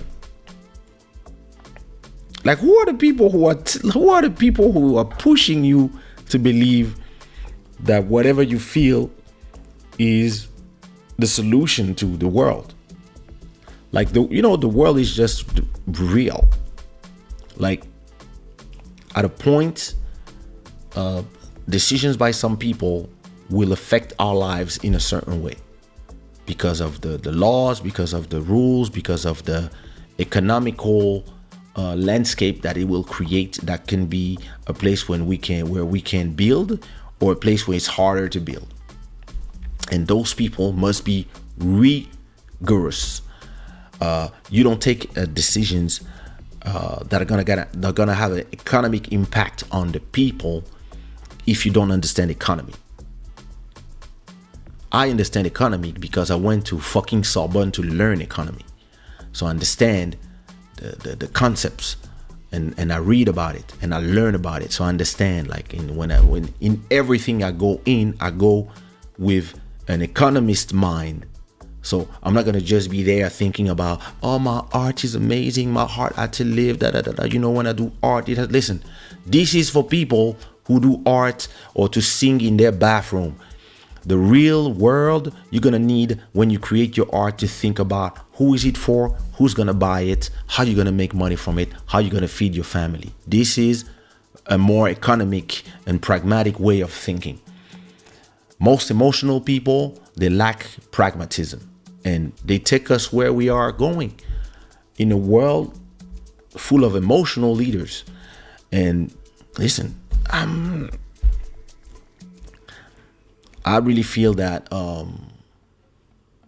either people don't care about the decisions they take, and they just lead us to the wall by just taking decisions that make the other people who vote for them or for whoever emotionally happy as well. And this is why nobody takes the hard decisions, or the decisions that are unpopular. And then you have people acting like sheeps. You see them like all going one way. And yeah, that might be the reason why all these people, to stay in power, they have to cater to all that stupidity. But to people who have a little bit of vision, who have a little bit of common sense, you look at it and you're like, yo, like, there's no leaders anymore. And do I believe the world was better before? It's not really. Do I want like like Mobutu back in to lead Congo? Not.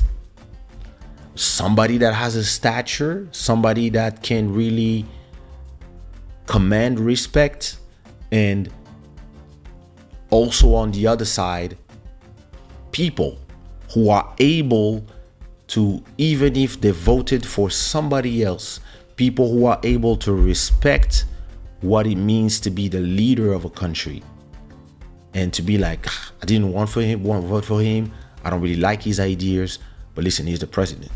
And one of the last people in the world who was still able to command that was Queen Elizabeth. So maybe this is why I'm feeling like, oh my God, like, she's the last one of them. Like, now everybody else, nobody respect them because they don't command respect. And yeah, listen, I guess I'm gonna do what I've been doing, which is hide in the shadows and look, because I don't want to wear no crown.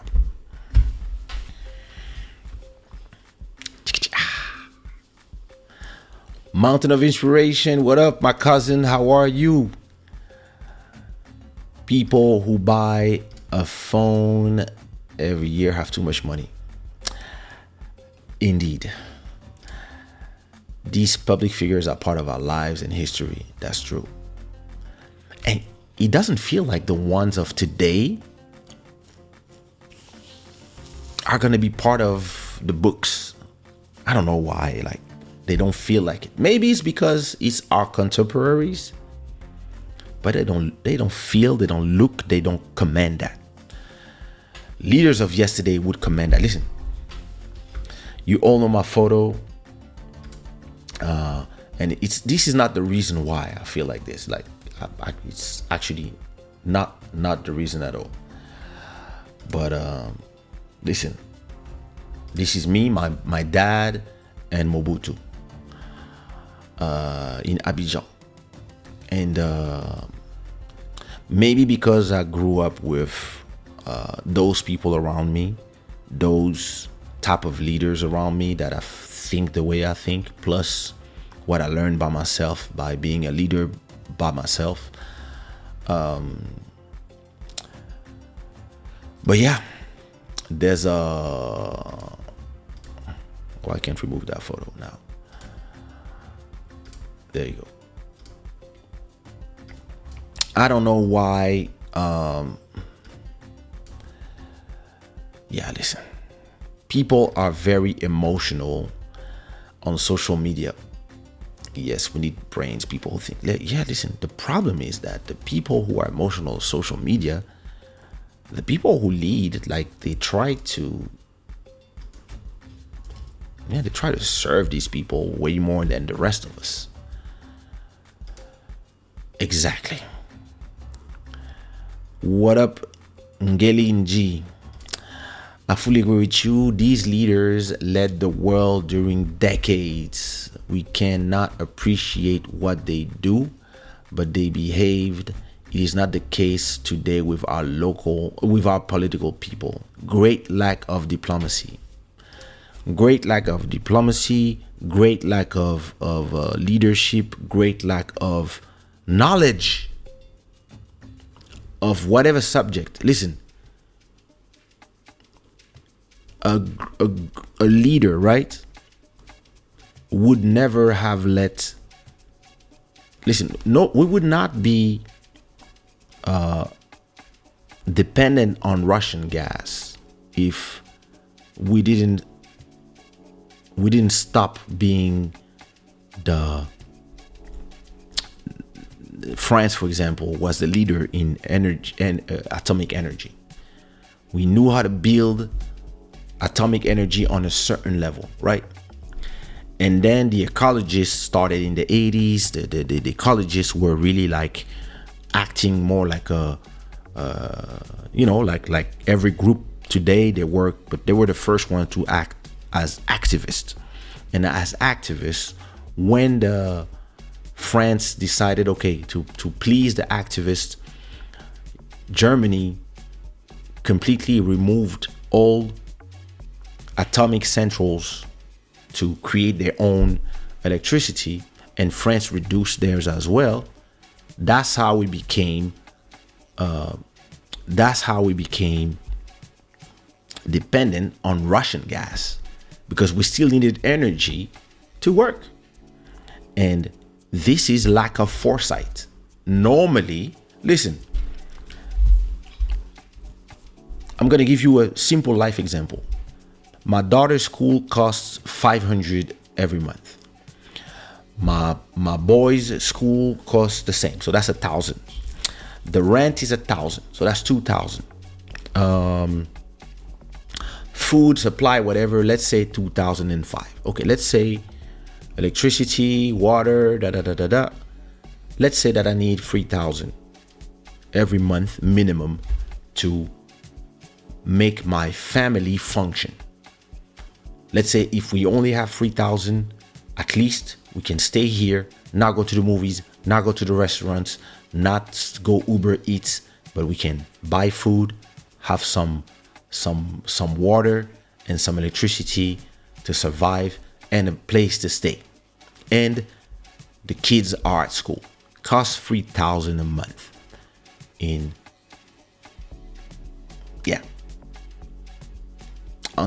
It is what it is.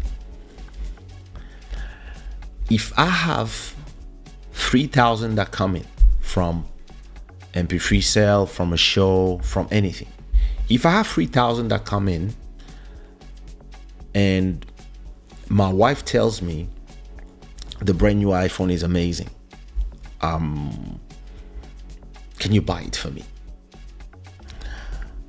The first thing I will tell her, because that's the way I'm wired. She used to hate it, but now she understands. I will say, I have to pay this, this, this, and this, and this, and this. And I need the $3,000 that I have to pay those things, because the survival of my family is way more important than a phone. Now, let's say I did one show that brought me that $3,000 that I need. We are at, to me in my head, I'm at zero. Now imagine that somebody calls after that show and they're like, yo, the show was amazing. I would love to have you on my club next week. How much? And I say, $3,000. and I get an extra 3K. You think I'm gonna tell my wife, hey, let's go buy 2 iPhones because I have an extra 3K? No. Because somebody with vision, with experience from the path will say, hey, because I made 3K from shows this month, doesn't mean that I'm gonna have a show next month as well. So what I'm gonna do with the 3K that I get, I'm gonna take those 3K and I'm gonna pay another month of rent and maybe school for the kids and keep 1K on the side. And let's say there's another person that calls and I made another 3K. So now I'm at 9K. What I'm gonna do, I'm gonna be like, listen, I'm gonna take 3K. I'm gonna go see my landlord in Hong Kong. I'm gonna tell my contact because my landlord is Chinese, he's in Hong Kong. I'm gonna have his person that handles the apartment, and I'm gonna tell him, hey, listen, I'm gonna pay 3 months in advance so that this stress is gone. Now, if I make another extra 3K, I will go tell my wife, hey, here's a phone. Here's a new phone, enjoy. You don't need it, but we can't afford it.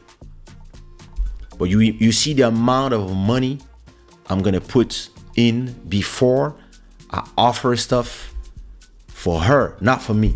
I would say to myself, hey, I'm good with my 13.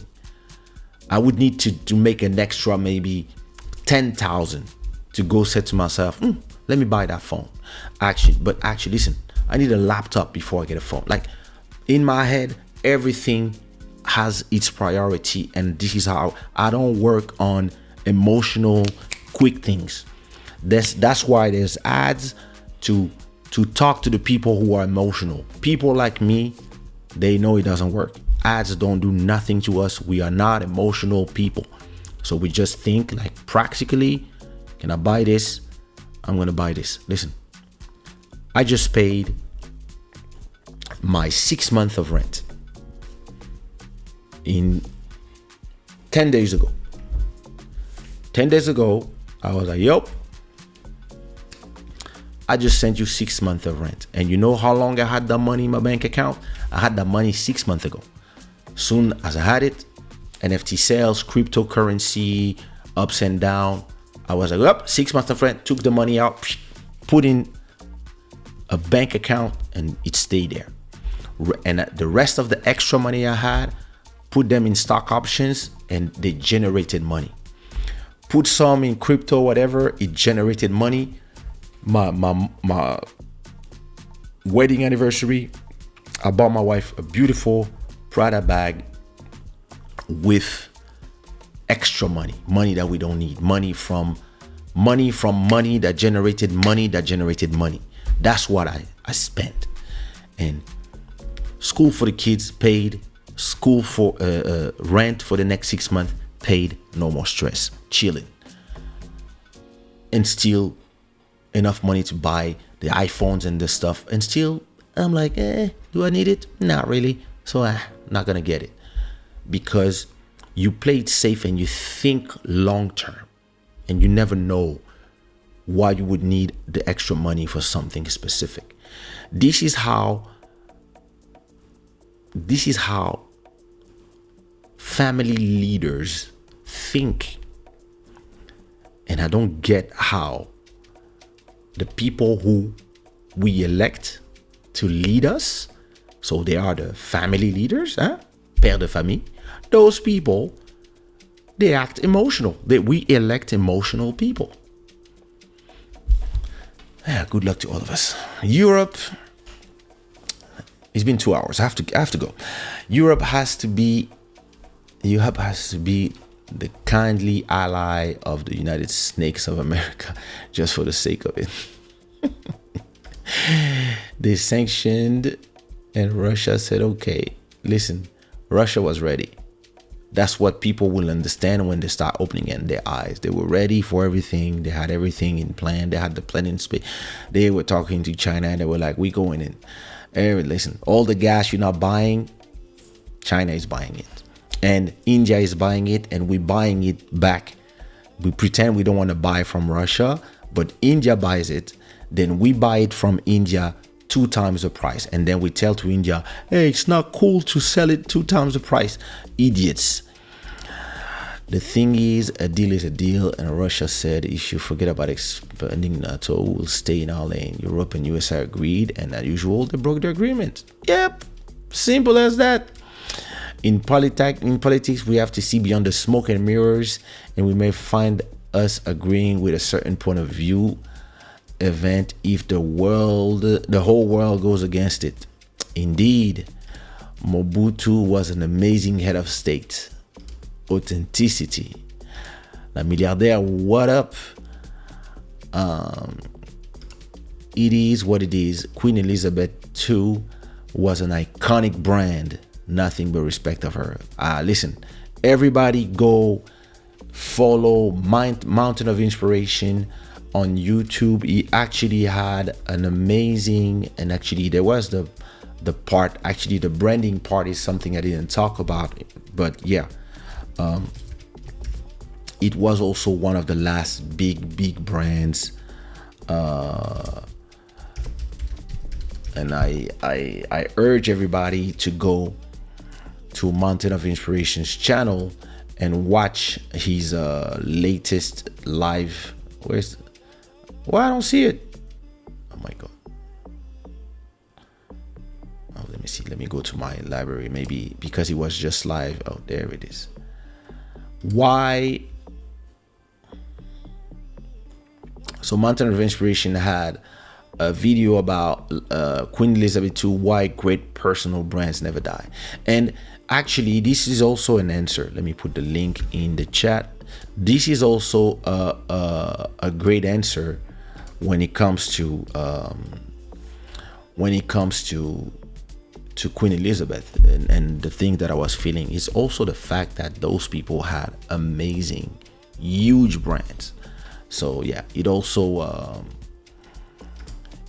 makes sense that we feel that those people are like, were part of our life for so long that we feel like they are like mother figures and things, just because they also were amazing brands that, you know, that everybody knew. Clever decision. Thank you. We try. The extra money is contingency plan. Yep. And the extra money is for some pleasure of life. Indeed. I remember when so we had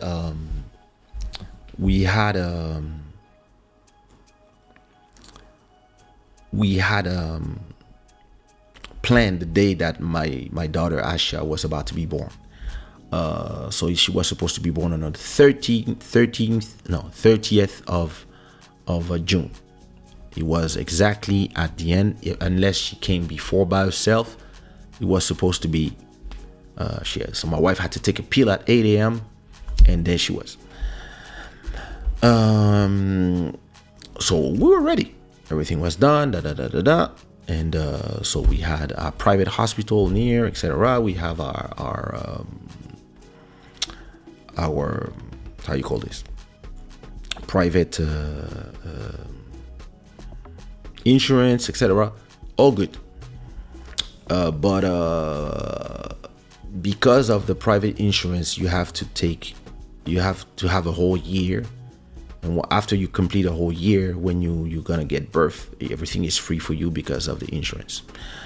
But actually, I put my wife in my insurance only 11 months prior. So when we arrive at the hospital for her to be to go in for 3 days and starting the labor, delivery, etc., they asked me at the entrance of the hospital for us to go in. They tell me I have to pay $3,000. And at that time, I don't know what I just bought. Maybe I had to get a new computer, and then we had expenses. We bought the bed for the kid. We bought like everything we had to buy, and cost us a lot of money for a lot of things we to prepare the venue of our daughter. So I think I had around four or 5,000 in my bank account, or maybe 3,000 in my bank account at that moment, after all the expenses. And they asked me on the to get in. I had to pay 3,500, and I was like, oh, I thought it was like no, insurance, whatever. Boom, you have to pay 3,005 just for her to get in, give birth. So took money from one place, took money from another place, and then I end up having a baby born, and I have like really like, I don't know, 200 in the bank, and I'm like, how is this possible? It's just bad preparation. And mind you, after I think 2 weeks, I just received some copyright money, probably 12 or 14,000 just came in after that. And then I had a show here, and then money, I went back to normal. But I didn't think about the whole thing. I had the rent paid, I had food, etc. But then I was like, yo. So the first 2, 3, 4 days of my daughter being there at home, I was just like on the stress of, what if I really need, I don't have money for any emergency. I just have enough money to, and I was like, and for 2 weeks I was stressed about that. Plus, just had a daughter, plus all that.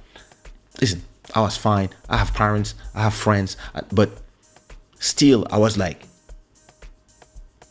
how did I get there? Just because the money that I saved for her, all of a sudden I have to give it to the hospital. And they didn't care. They were like, no, you pay everything in advance to go in. I cannot pay in like 2 weeks, 3 weeks. No. Yeah. And listen, soon as my money got in after 2 weeks when she was born, soon as my money got in, the first thing I did, I took one bank account where I put 5,000, and that money stays there. Usually, with that money, I pay 6 months of rent. Soon as I'm done paying, soon as I receive some money that I don't need, I re-put the money in there. So I always have 5,000 ready for anything. Any problem, they're ready. I have some money in crypto, different crypto wallets, ready. I have money here, I have there.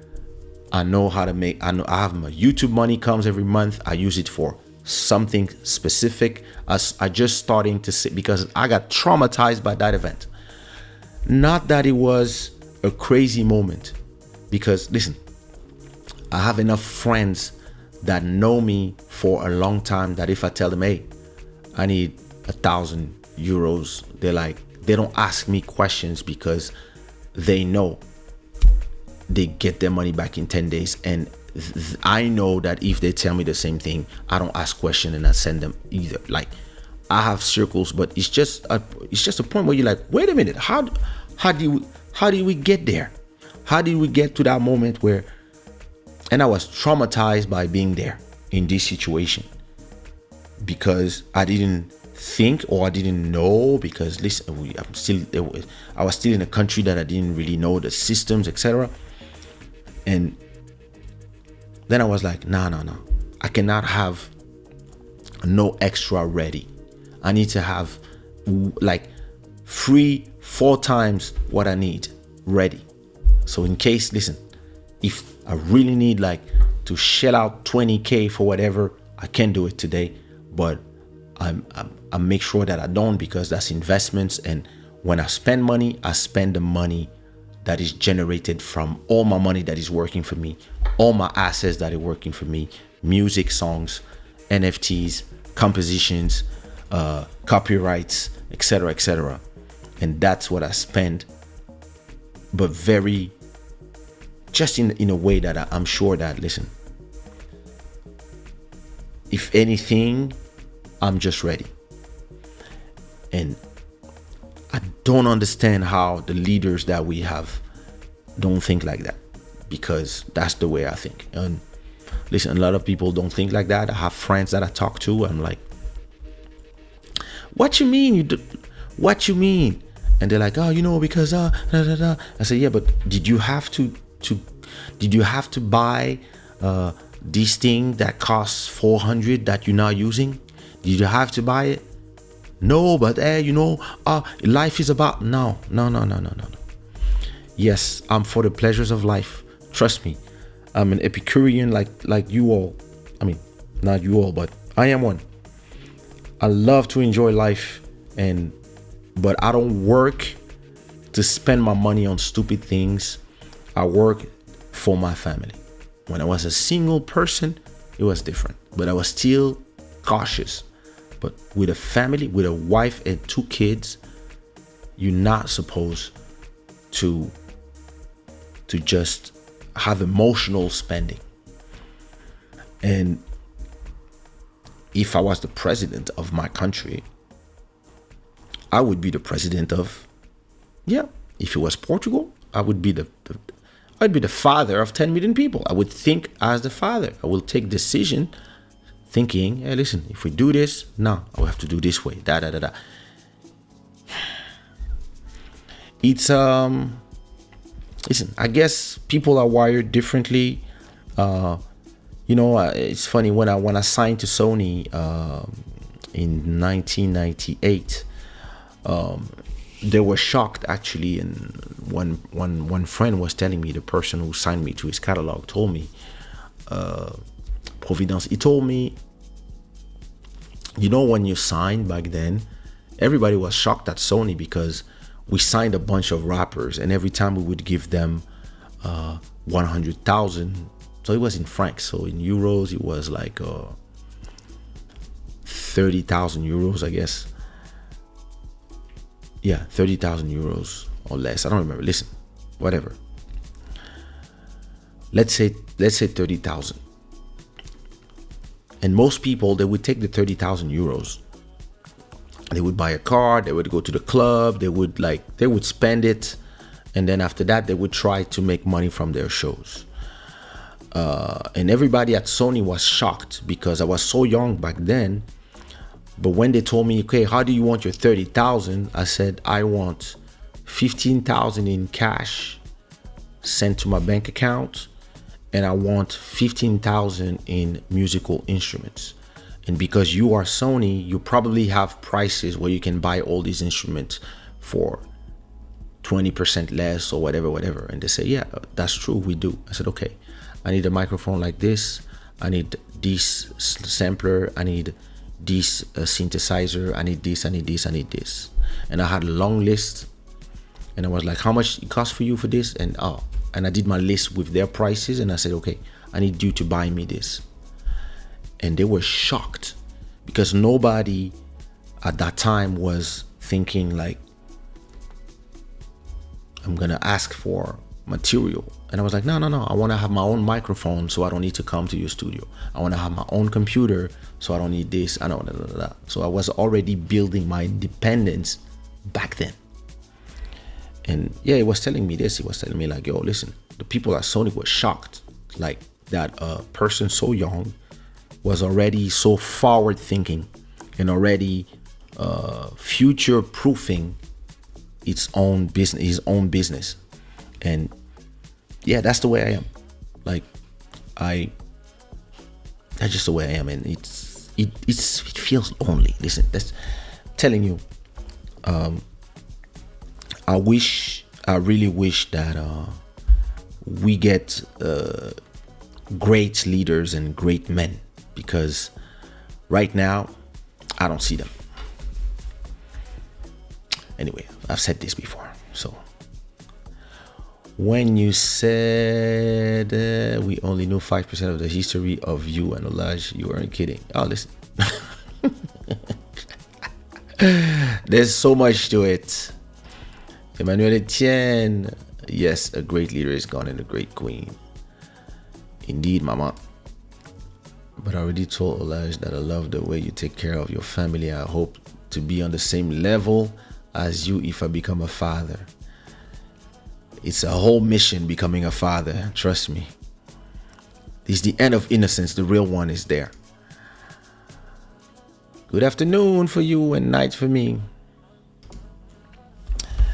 Anyway, on this word, it's been 2 hours and a half. I'm gonna leave you. So Sunday, since we did today Club Shada, sorry for those who will watch this as the replay, because I won't be there Sunday, but you can watch this. It's funny. Some people now, they watch the replay, and it's funny to see how they watch the replay. They comment like if they were watching the live, and they just comment. So they're gonna put like 5 comments because they're commenting different parts of the video. It's funny. It's great. But listen, thank you so much for being here. The show is brought to you by Shadaware, the gods of good fortune. It is almost 3 a.m. in Lisbon, so it's time for me to take a sleep. And actually, I'm gonna leave you with this song. If you enjoy this show, don't forget to put your unicorns in the chat, and I will see you Wednesday when I come back from Brussels. Maybe I might do a live, a quickie live, but actually I'll do it on Instagram from Belgium too, just for a change and to promote a little bit the Club Shada. But anyway, listen, I'll see you soon, and you take care of yourselves, all right? Peace.